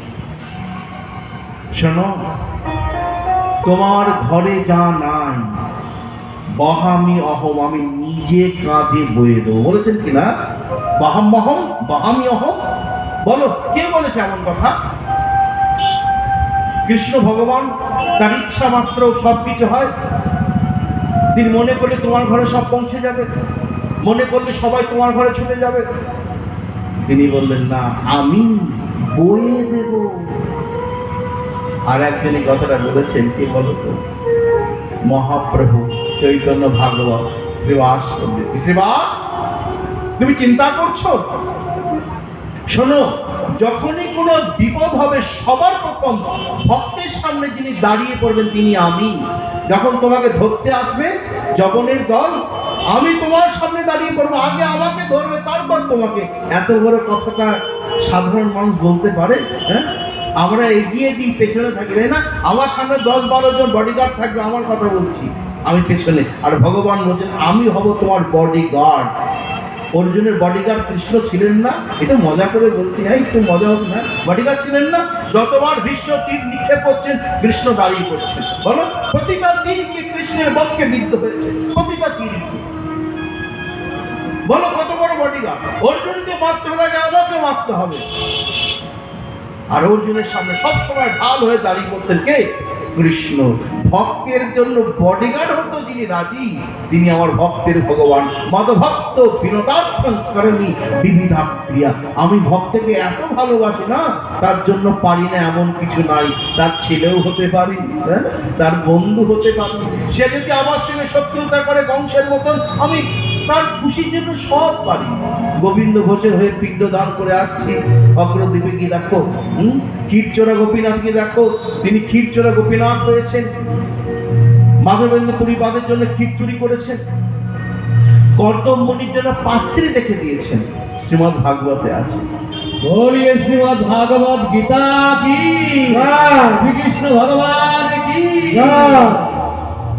ভগবান শ্রীকৃষ্ণ বলেন, বলো কর্দম মুনি তুমি আমার কাছে কি চাও? কর্দম মুনি বলে, আমি বিয়ে করতে চাই। বলে, হ্যাঁ 10,000 বছর তপস্যা করে আমাকে বলে কিনা বিয়ে করবো? বলে, তাই হবে। আমায় কি করতে হবে? বলে, তুমি ঘটকালি করো। না, ভগবান ঘটকালি করবে, দেখেছো? হ্যাঁ, আগামী পরশু মানধাতার কন্যা আসবে, তুমি তাকে বিয়ে করো, আমি তোমার জন্য পাত্রী দেখে দিচ্ছি। এমন ভগবান, দেখেছো? হ্যাঁ, যে ভক্তের জন্য পাত্রী দেখে দিচ্ছেন। শ্রীমদ্ ভাগবত, ওই দেবহূতি উপাখ্যান, তার পুত্র কপিল ভগবান।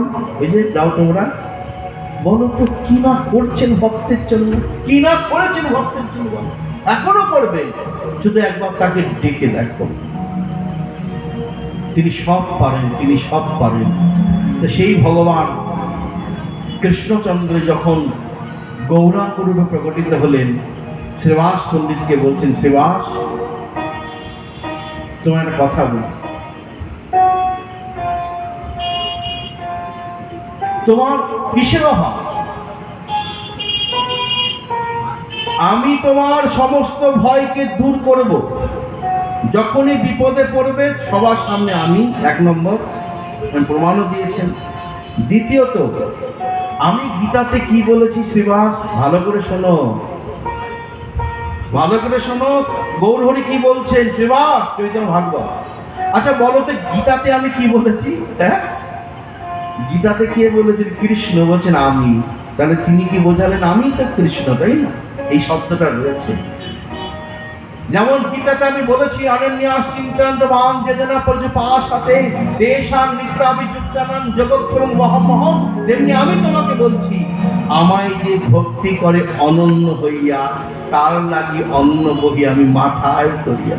চৈতন্য ভাগবত, হ্যাঁ, যে আমাকে অনন্য ভাবে ডাকে, যে একবার হা গৌর বলে ডাকতে পারে, শুধু ডাকার অপেক্ষা, আমার দেবার অপেক্ষা নাই। ওই ডাকার সঙ্গে সঙ্গে তার ঘরে যা দরকার আমি বয়ে দেব। যেমন আমি গীতাতে করেছি, তেমনি শ্রীবাস এখনো বলছি, করবো। বলো তো, এরকম সহজ সরল ভগবান দেখেছি? মাথায় মুঠো বইছেন, মুঠো, মানে তোমার যা দরকার মাথায় করে বয়ে দেবো। হোম ডেলিভারি, হ্যাঁ, এটা মজা করে বলছি। এখনকার বলে না হোম ডেলিভারি, হোম ডেলিভারি। আরে হোম ডেলিভারি প্রথম কে শুরু করলো? সম্পূর্ণ মজা করে বলছি। হ্যাঁ, আমার ভগবান বললেন না, আমি মাথায় করে বয়ে দেবো। এটা হোম ডেলিভারি ছাড়া কি বলবো? হ্যাঁ, একটু তো মজা করে বলতে হয়, আংশিক গ্রাহ্যতা। তো এমন ভগবান, এই শ্রীকৃষ্ণই আরো কলিযুগের জন্য সহজ সরল ভাবে প্রকটিত হলেন, জানো? এই জন্য বললেন, কলি ঘোর তিমিরে গড়া সল জগ জলে, ধর্ম করম গেল দূর। মাগো, এইসব কথা না আমি কেন, তুমিও যদি গ্রন্থ পড়ো না, তোমার মনে হবে আমি চিৎকার করে বলি, আমি জোরে জোরে বলি, আমি সারা পৃথিবীর লোককে এক করে বলি, ওকে দেখো, আমার গৌর হরিকে দেখো, আমার কৃষ্ণচন্দ্রকে দেখো, আমার নিতাই চাঁদকে দেখো, কত উদার ভাবে মানুষকে বলছেন, এসো এসো আমার কাছে এসো।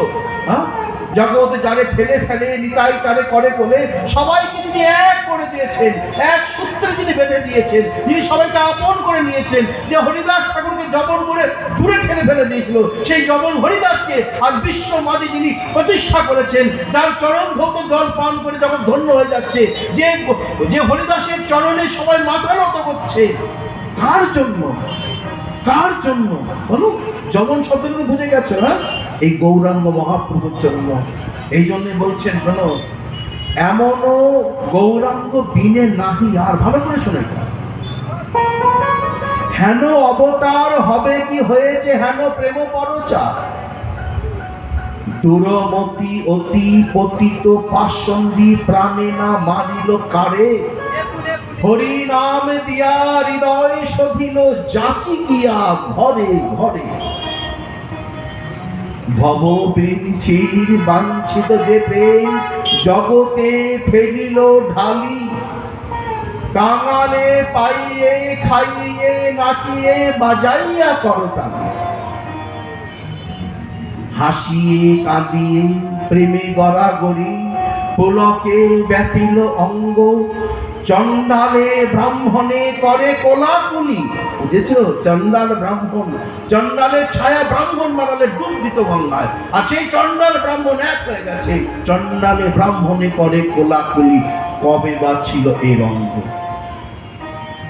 হাকিয়ে ডাকিয়ে খোল করতালে, গাইয়ে ঢাইয়ে ফিরে, দেখিয়ে সমন তরাস পাইল, কপাট হানিল দ্বারে, এ তিন ভুবন আনন্দে ভরিল, উঠিল মঙ্গল সোর, কহে প্রেমানন্দে এমন গৌরাঙ্গে রতি না জন্মিল তোর।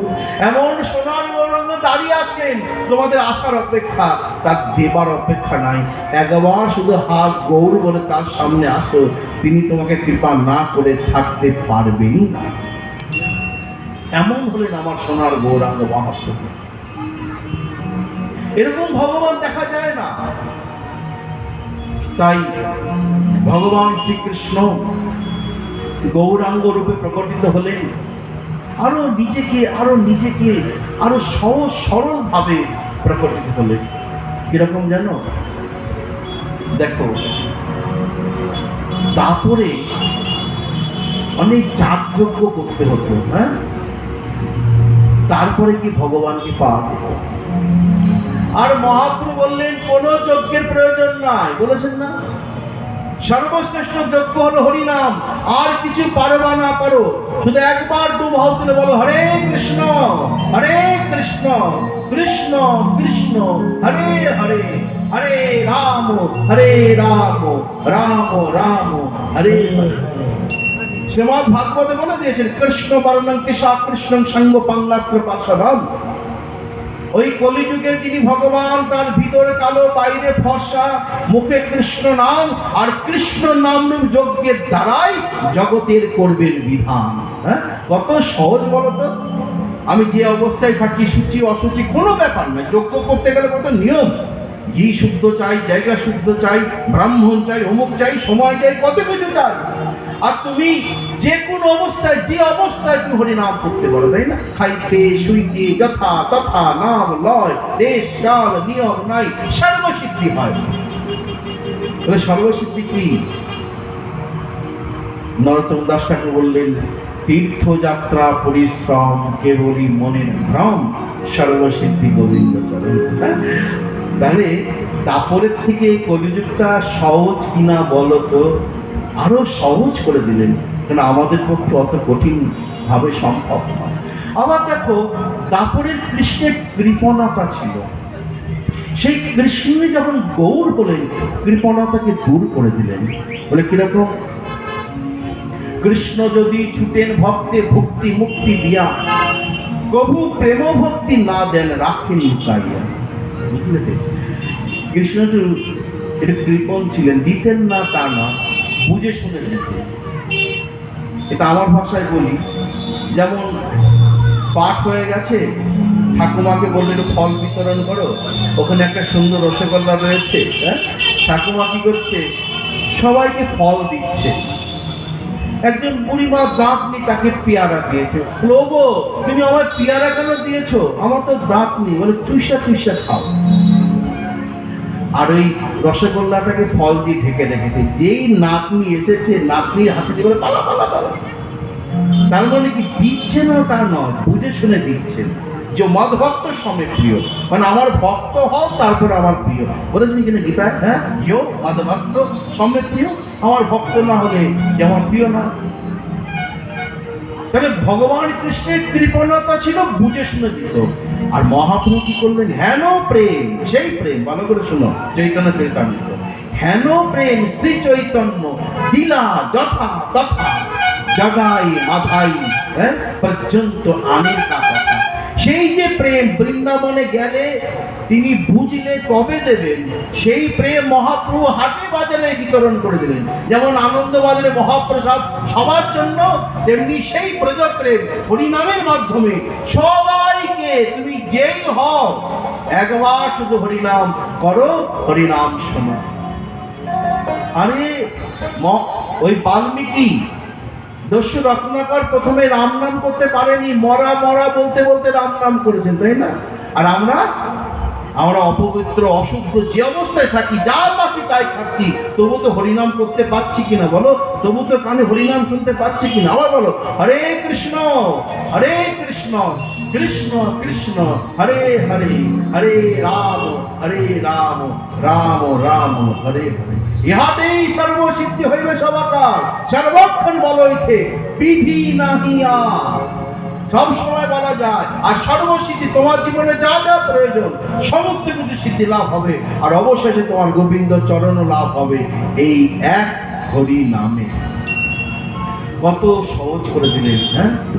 আপনি করি আস্বাদনে শিখাইল জগজনে, প্রেম চিন্তা মনি প্রভু ধ্বনি, নাহি জানে স্থানা স্থান, চারে তারে কইল দান, মহাপ্রভু আমার দাতা শিরোমণি।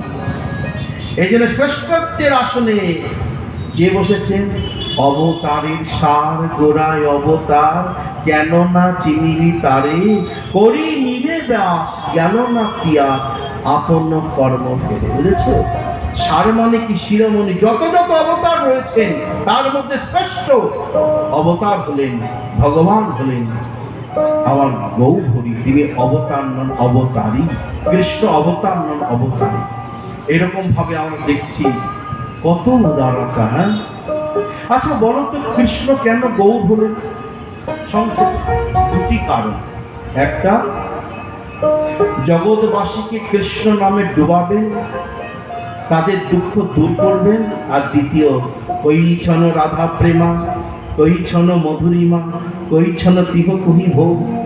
রাধারানীর প্রেমটা কেমন ছিল, তিনি কিভাবে প্রেমে ডুবে থাকতেন, এবং সেই রাধা প্রেমের অনুভবটা কেমন, এই জানার জন্য গৌর হয়েছেন। আর গৌরের মতন এমন উদার ভগবান আর কোথাও পাবে না গো, আর কোথাও পাবে না। তিনি দেখো হাত বাড়িয়ে রয়েছে, তাই না? কেন? তোমাদের আশার অপেক্ষা আমার দিবার অপেক্ষা নাই গো। যদি একবার হাত গৌর বলে আমার সামনে আসতে পারো, আমি তোমাদেরকে সংসার ও দুঃখের সাগর থেকে তুলে নিয়েছে কৃষ্ণ নামরূপ আনন্দের সাগরে নিমজ্জিত করব। সেই জন্য ওই আমার গৌর আর নিতাই, এই দুটি ভাই, এদের মতন উদার আর কেউ নাই। নিতাইয়ের গান একটা শুনে নি, হ্যাঁ, অপ্রদ পরমাণু। তারপরে একটু বলে বিশ্রাম দিচ্ছি, তারপর গান হবে। যদি নাচানাচি করতে চাও নাচবে, তারপর ধীরে অক্রোধ পরমানন্দ নিত্যানন্দ রায়। এগুলো মহাজনের কীর্তন শোনা ভালো। অভিমান শূন্য নিতাই নগরে বেড়ায় অভিমান শূন্য নিতাই নগরে বেড়ায়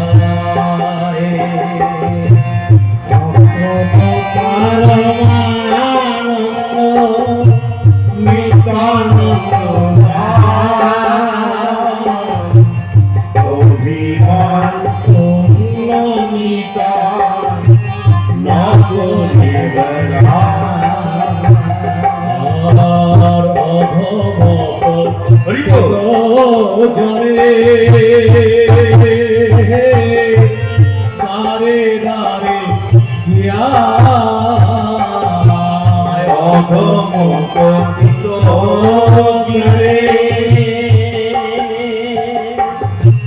দারে দারে গিয়া হরি নাম মহামন্ত্র দিচ্ছেন মিলাইয়া হরি নাম মহামন্ত্র দিচ্ছেন মিলাইয়া তাই যাবে দেখে তারে গল্পে ঘের ধরি যারে দেখি তারে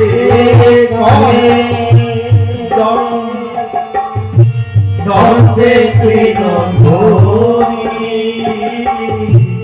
আমারে আলহ বলগৌর হরি তোমরা আমারে কি দিয়ালো বলগৌর হরি বলি একবার গৌর হরি বল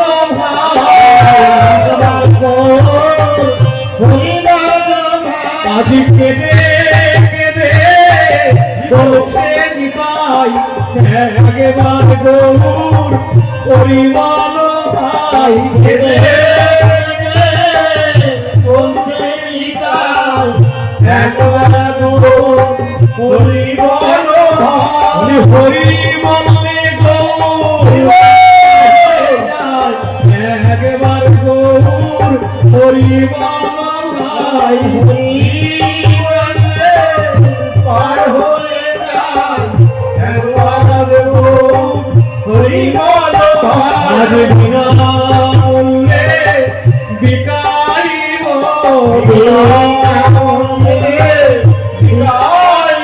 হরি মধু মাথা এই হরি নাম বিনা মূল্যে বিকাইব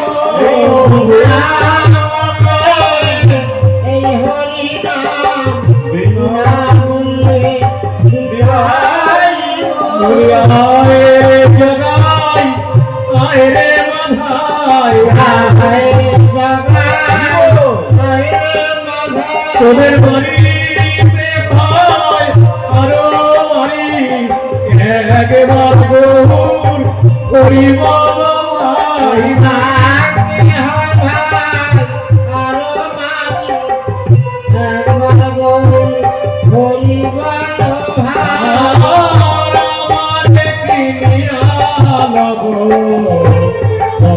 গৌর গৌরী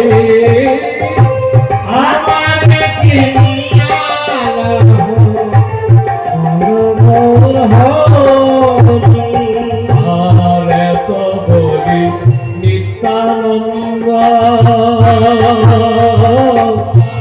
ঘুমে গরি যায় এত বলি নিত্যানন্দ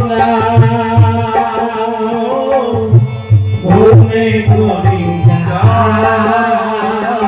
আর সোনার পর্বত যেন গোলাপে লুটা সোনার পর্বত যেন ভূমিতে লুটা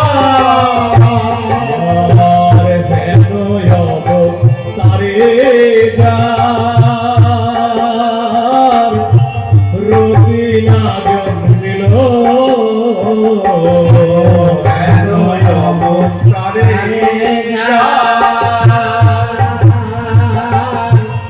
রবিনা জন্মিল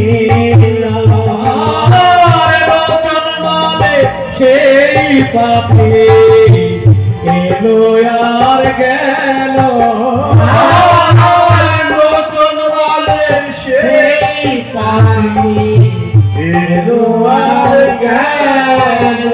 তার আশা যাওয়া সার হইল নিতাই গৌর চরণ ছিল তার আশা যাওয়া সার হইল না হইল আশা যাওয়া আর লোচন বলে সেই পাপি এলো আর গেল লোচন বলে সেই পাপি এলো আর গেল। জয় গো। এই কথাগুলো শুনবে না ভিতর থেকে মোচড় দেয়। হ্যাঁ, কত উদার আমার নিতাই। এই জন্যই বলছে সংসার পার হয়ে আনন্দের সাগরে যে ডুবিবি সে বুঝুক আমার নিতাই চাঁদে। নিতাই বলে ডাকো পরমানন্দে থাকো। এসো ভাই মিলেছি এক ঠাই, বলো নিতাই নিতাই নিতাই নিতাই। নিতাই বললেই নিত্যানন্দ, নিত্য আনন্দ তোমার ঘরে থাকবে। ধরণী তাই, তুমি ধরণী তাই তোমার দুঃখ, ধরো নিতাই কোনো দুঃখ নাই। একবার নিতাই চরণ ধরে দেখো। হ্যাঁ, নিতাই পদকমল কোটি চন্দ্র সুশীতল, যে ছায়ায় জগত জুড়ায়, হেন নিতাই বিনে ভাই রাধা কৃষ্ণ পাইতে নাই, দৃঢ় করি ধরো নিতাই।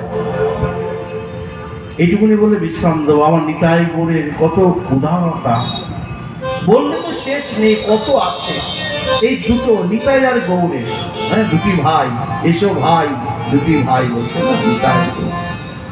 তো যেহেতু নিতাইয়ের গানটা আগে হলো, নিতাইয়ের কথা একটু শুনি ছোট্ট করে। দেখো জগাই মাথায় নিতাই অঙ্গে আঘাত করেছেন, মাথায় উদ্ধারও হয়েছেন। মন খারাপ করে এসে নিতাই চাঁদকে বলছেন, মাথায় প্রভু আমি যে কত অন্যায় করেছি, কত অন্যায় করেছি এর শেষ নেই, এখন বুঝতে পারি। তবে কি জানো প্রভু, আমি যাদেরকে দেখেছি চিনেছি তাদের ঘরে ঘরে যাচ্ছি গেছি, কিন্তু এমনও তো অনেক আছেন যাদেরকে আমি চিনি না জানি না, কিন্তু কত অন্যায় করেছি। সেই ক্ষেত্রে আমি কি করে উদ্ধার হব প্রভু? এই চিন্তাতেই তো আমার আর ঘুম আসে না প্রভু। নিতাই চাঁদ বলছে কিচ্ছু করতে হবে না। দেখেছো এমন সরল ঠাকুর দেখেছো, কিচ্ছু করতে হবে না। প্রতিদিন গঙ্গায় যাবে, গঙ্গার ঘাটে কত কত ভক্ত স্নান করতে আসে, যারাই গঙ্গায় স্নান করতে আসে সবাই ভক্ত, নির্বিচারে সবাই ভক্ত, বুঝেছো? কাউকে বিচার করবে না, নির্বিচার। এবং তাদের কত কষ্ট হয়, ঘাটের মধ্যে কত নোংরা থাকে, গঙ্গার ঘাটে কত ইট পাথর পড়ে থাকে, পায়ে লাগে। তারা তাড়াতাড়ি মন্দিরে যেতে পারে না, দেরি হয়ে যায়, কাঁটা সরাতে সরাতে যায়। কাউকে দেখিয়ে না, সেবা কখনো কাউকে দেখিয়ে হয় না। যেটা দেখিয়ে হয় না তার নাম কি? বিজ্ঞাপন দাতা। যাই করছে দেখিয়ে করছে, ওটা বিজ্ঞাপন হয়, ওটা সেবা হয় না। সেবা প্রচার হয়, প্রচার করে না। প্রচার হয়ে যাচ্ছে আলাদা কথা, আর প্রচার করা আলাদা, আর প্রচার হওয়া আলাদা। দেখে বলছেন তুমি প্রতিদিন যাবে, কেউ জানতে পারবে না, তোমরা দুই ভাই গঙ্গার ঘাট ঝাড় দেবে। আর যখন সব অগণিত ভক্ত সূর্য উদয়ের সঙ্গে সঙ্গে গঙ্গায় স্নান করতে যাবে, তারা যখন দেখবে সেই গঙ্গার ঘাট পরিষ্কার পরিচ্ছন্ন, তারা ডুব দিয়ে উঠেই বলবে, না জানি কোন ভক্ত আমাদের অজান্তেই এই গঙ্গার ঘাট এত পরিষ্কার রাখে, আমাদের আগের মতো স্নান করতে দেরি হয় না। আমরা কি সুন্দর স্নান করি এবং গঙ্গার জলপথ পরিষ্কার রাখে এবং স্নান করে দ্রুত গতিতে বাড়িতে ফিরে গিয়ে সংসারে কাজটাও ঠিক মতন করতে পারি, গোবিন্দের সেবাও ঠিক মতো করতে পারি। হে প্রভু, যে আমাদের না জানিয়েও এত সুন্দর সেবা করছে, তার জন্য মঙ্গল হয়, তাকে তুমি কৃপা করো। বলবে কিনা বলো? হ্যাঁ, যখন তাদের সুখ হবে, আনন্দ হবে, তখন মন থেকে আশীর্বাদ নেমে আসবে। শোনো জগায়, শোনো মাধাই, যখন তোমার প্রত্যেক দিন এইভাবে গঙ্গার ঘাট পরিষ্কার করবে, সকলের আশীর্বাদে তোমাদের সব পাপ দূর হবে আর জীবনে আনন্দের শুরু হয়ে যাবে। সব পাপ কত সহজ সরল পথ আমার নিতাই চাঁদ বলে দিলেন। এইরকম ভাবে প্রত্যেকেই, যারা তোমাদের পুকুর আছে বা ঘাট আছে, অনেকে স্নান করতে যদি আসে, গঙ্গায় সবসময় যেতে না পারলে গঙ্গা তো নবদ্বীপে, ওই ঘাট পরিষ্কার করবে, কাউকে দেখিয়ে নাও।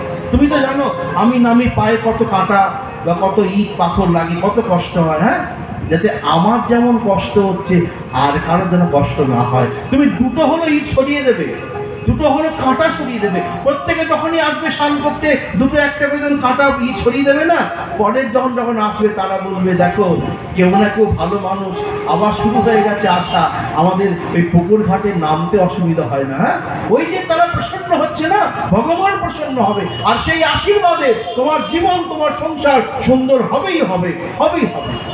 তাই তাদের আশীর্বাদ। আর আমার গৌরাঙ্গ মহাপ্রভু সুবুদ্ধি মিত্র, এটা বলি বিশ্রাম, তাকে জোর করে জবনেরা কালা পানি খাইয়ে দিয়েছে। কালা পানি গ্রন্থে আছে। সেই সময় প্রভু আমাকে জোর করে, আমার কিছু করার ছিল না, আমি ব্রাহ্মণদের কাছে গেলাম বিধান নিতে। হে ব্রাহ্মণগণ, বলুন আমার বিধান কি? আমি তো ইচ্ছাকৃত করিনি, তবু আমি চাই এর প্রায়শ্চিত্ত। আমাকে সমস্ত ব্রাহ্মণগণ বললেন, তোমার মুখে গরম গরম ঘি ঢালতে হবে, তবে গিয়ে তুমি পবিত্র হবে, শুদ্ধ হবে। প্রভু, ওই গরম গরম গ্যালন গ্যালন ঘি ঢালা মানে তো আমি মরে যাব, মৃত্যু আমার। আমি বলেছি, বলে মরে গেলে মরে যাবে, তুমি স্বর্গপ্রাপ্তি হবে, তো এই নিয়ম আমাদের মানতে হবে, এছাড়া পথ নেই।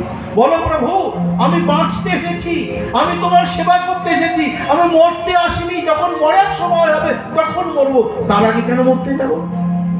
বলো প্রভু, আমি সবার কাছে গেছি, মনের মতন বিধান পাইনি। প্রত্যেকে যে বিধান দিয়েছে পরিণামটা মৃত্যু, জ্বালা, যন্ত্রণা। মহাপ্রভু বলছেন কিচ্ছু করতে হবে না, সুবুদ্ধি মিত্র, কিচ্ছু করতে হবে না। সর্বমহা প্রায়শ্চিত্ত যে হরিনাম। চন্দ্রায়ণ প্রায়শ্চিত্তে সবকিছু হয় না, দোষ থেকে যায়। আমি তোমাকে যে নিয়মের কথা বলবো সবকিছু উঠে, সেটা কি জানো? আমার সঙ্গে দুবাহু তুলে বলো সবাই, হরে কৃষ্ণ হরে কৃষ্ণ কৃষ্ণ কৃষ্ণ হরে হরে, হরে রাম রাম রাম হরে হরে, হরে কৃষ্ণ কৃষ্ণ কৃষ্ণ হরে হরে, হরে রাম রাম রাম হরে হরে, হরে কৃষ্ণ কৃষ্ণ কৃষ্ণ হরে হরে, হরে রাম রাম রাম হরে হরে। যাও, আর তোমাকে কিচ্ছু করতে হবে না, তুমি পবিত্র হয়ে গেলে, তুমি শুদ্ধ হয়ে গেলে, আর কিছু করতে হবে না। বলো, এই দুই প্রভু সহজ সরল, আমি তোমাদের এরকম অসংখ্য আছে প্রমাণ দিলেন। ওই জন্য বলি কি, আমাদের সংসারে কত সমস্যা, সকল সমস্যার সমাধান করে দেবেন আমার নিতাই গৌর রাধা গোবিন্দ। তোমরা যে দেবদেবীর পূজা করছে করো, যদি করে থাকো বাড়িতে, অসুবিধা নাই, তবে আমার নিতাই গৌর রাধা গোবিন্দকে ছেড়ে দিও না। এদেরকে বাদ দিয়ে কিন্তু কোনো দেবী দেবী প্রসন্ন হবেন না। এদেরকে নিয়ে চলো, জীবনটা সুখের করো, আমাকে আশীর্বাদ করো।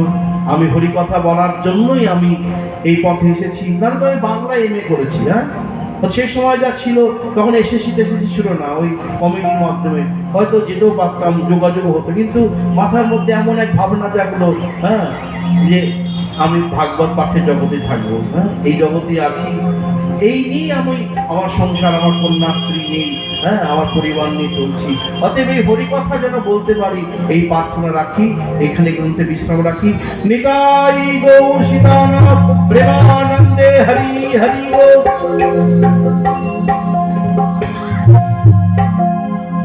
जय निताई, जय गौर, जय श्री राधे, जय श्री राधे, राधे श्याम। जय निताई, जय गौर, जय गौर।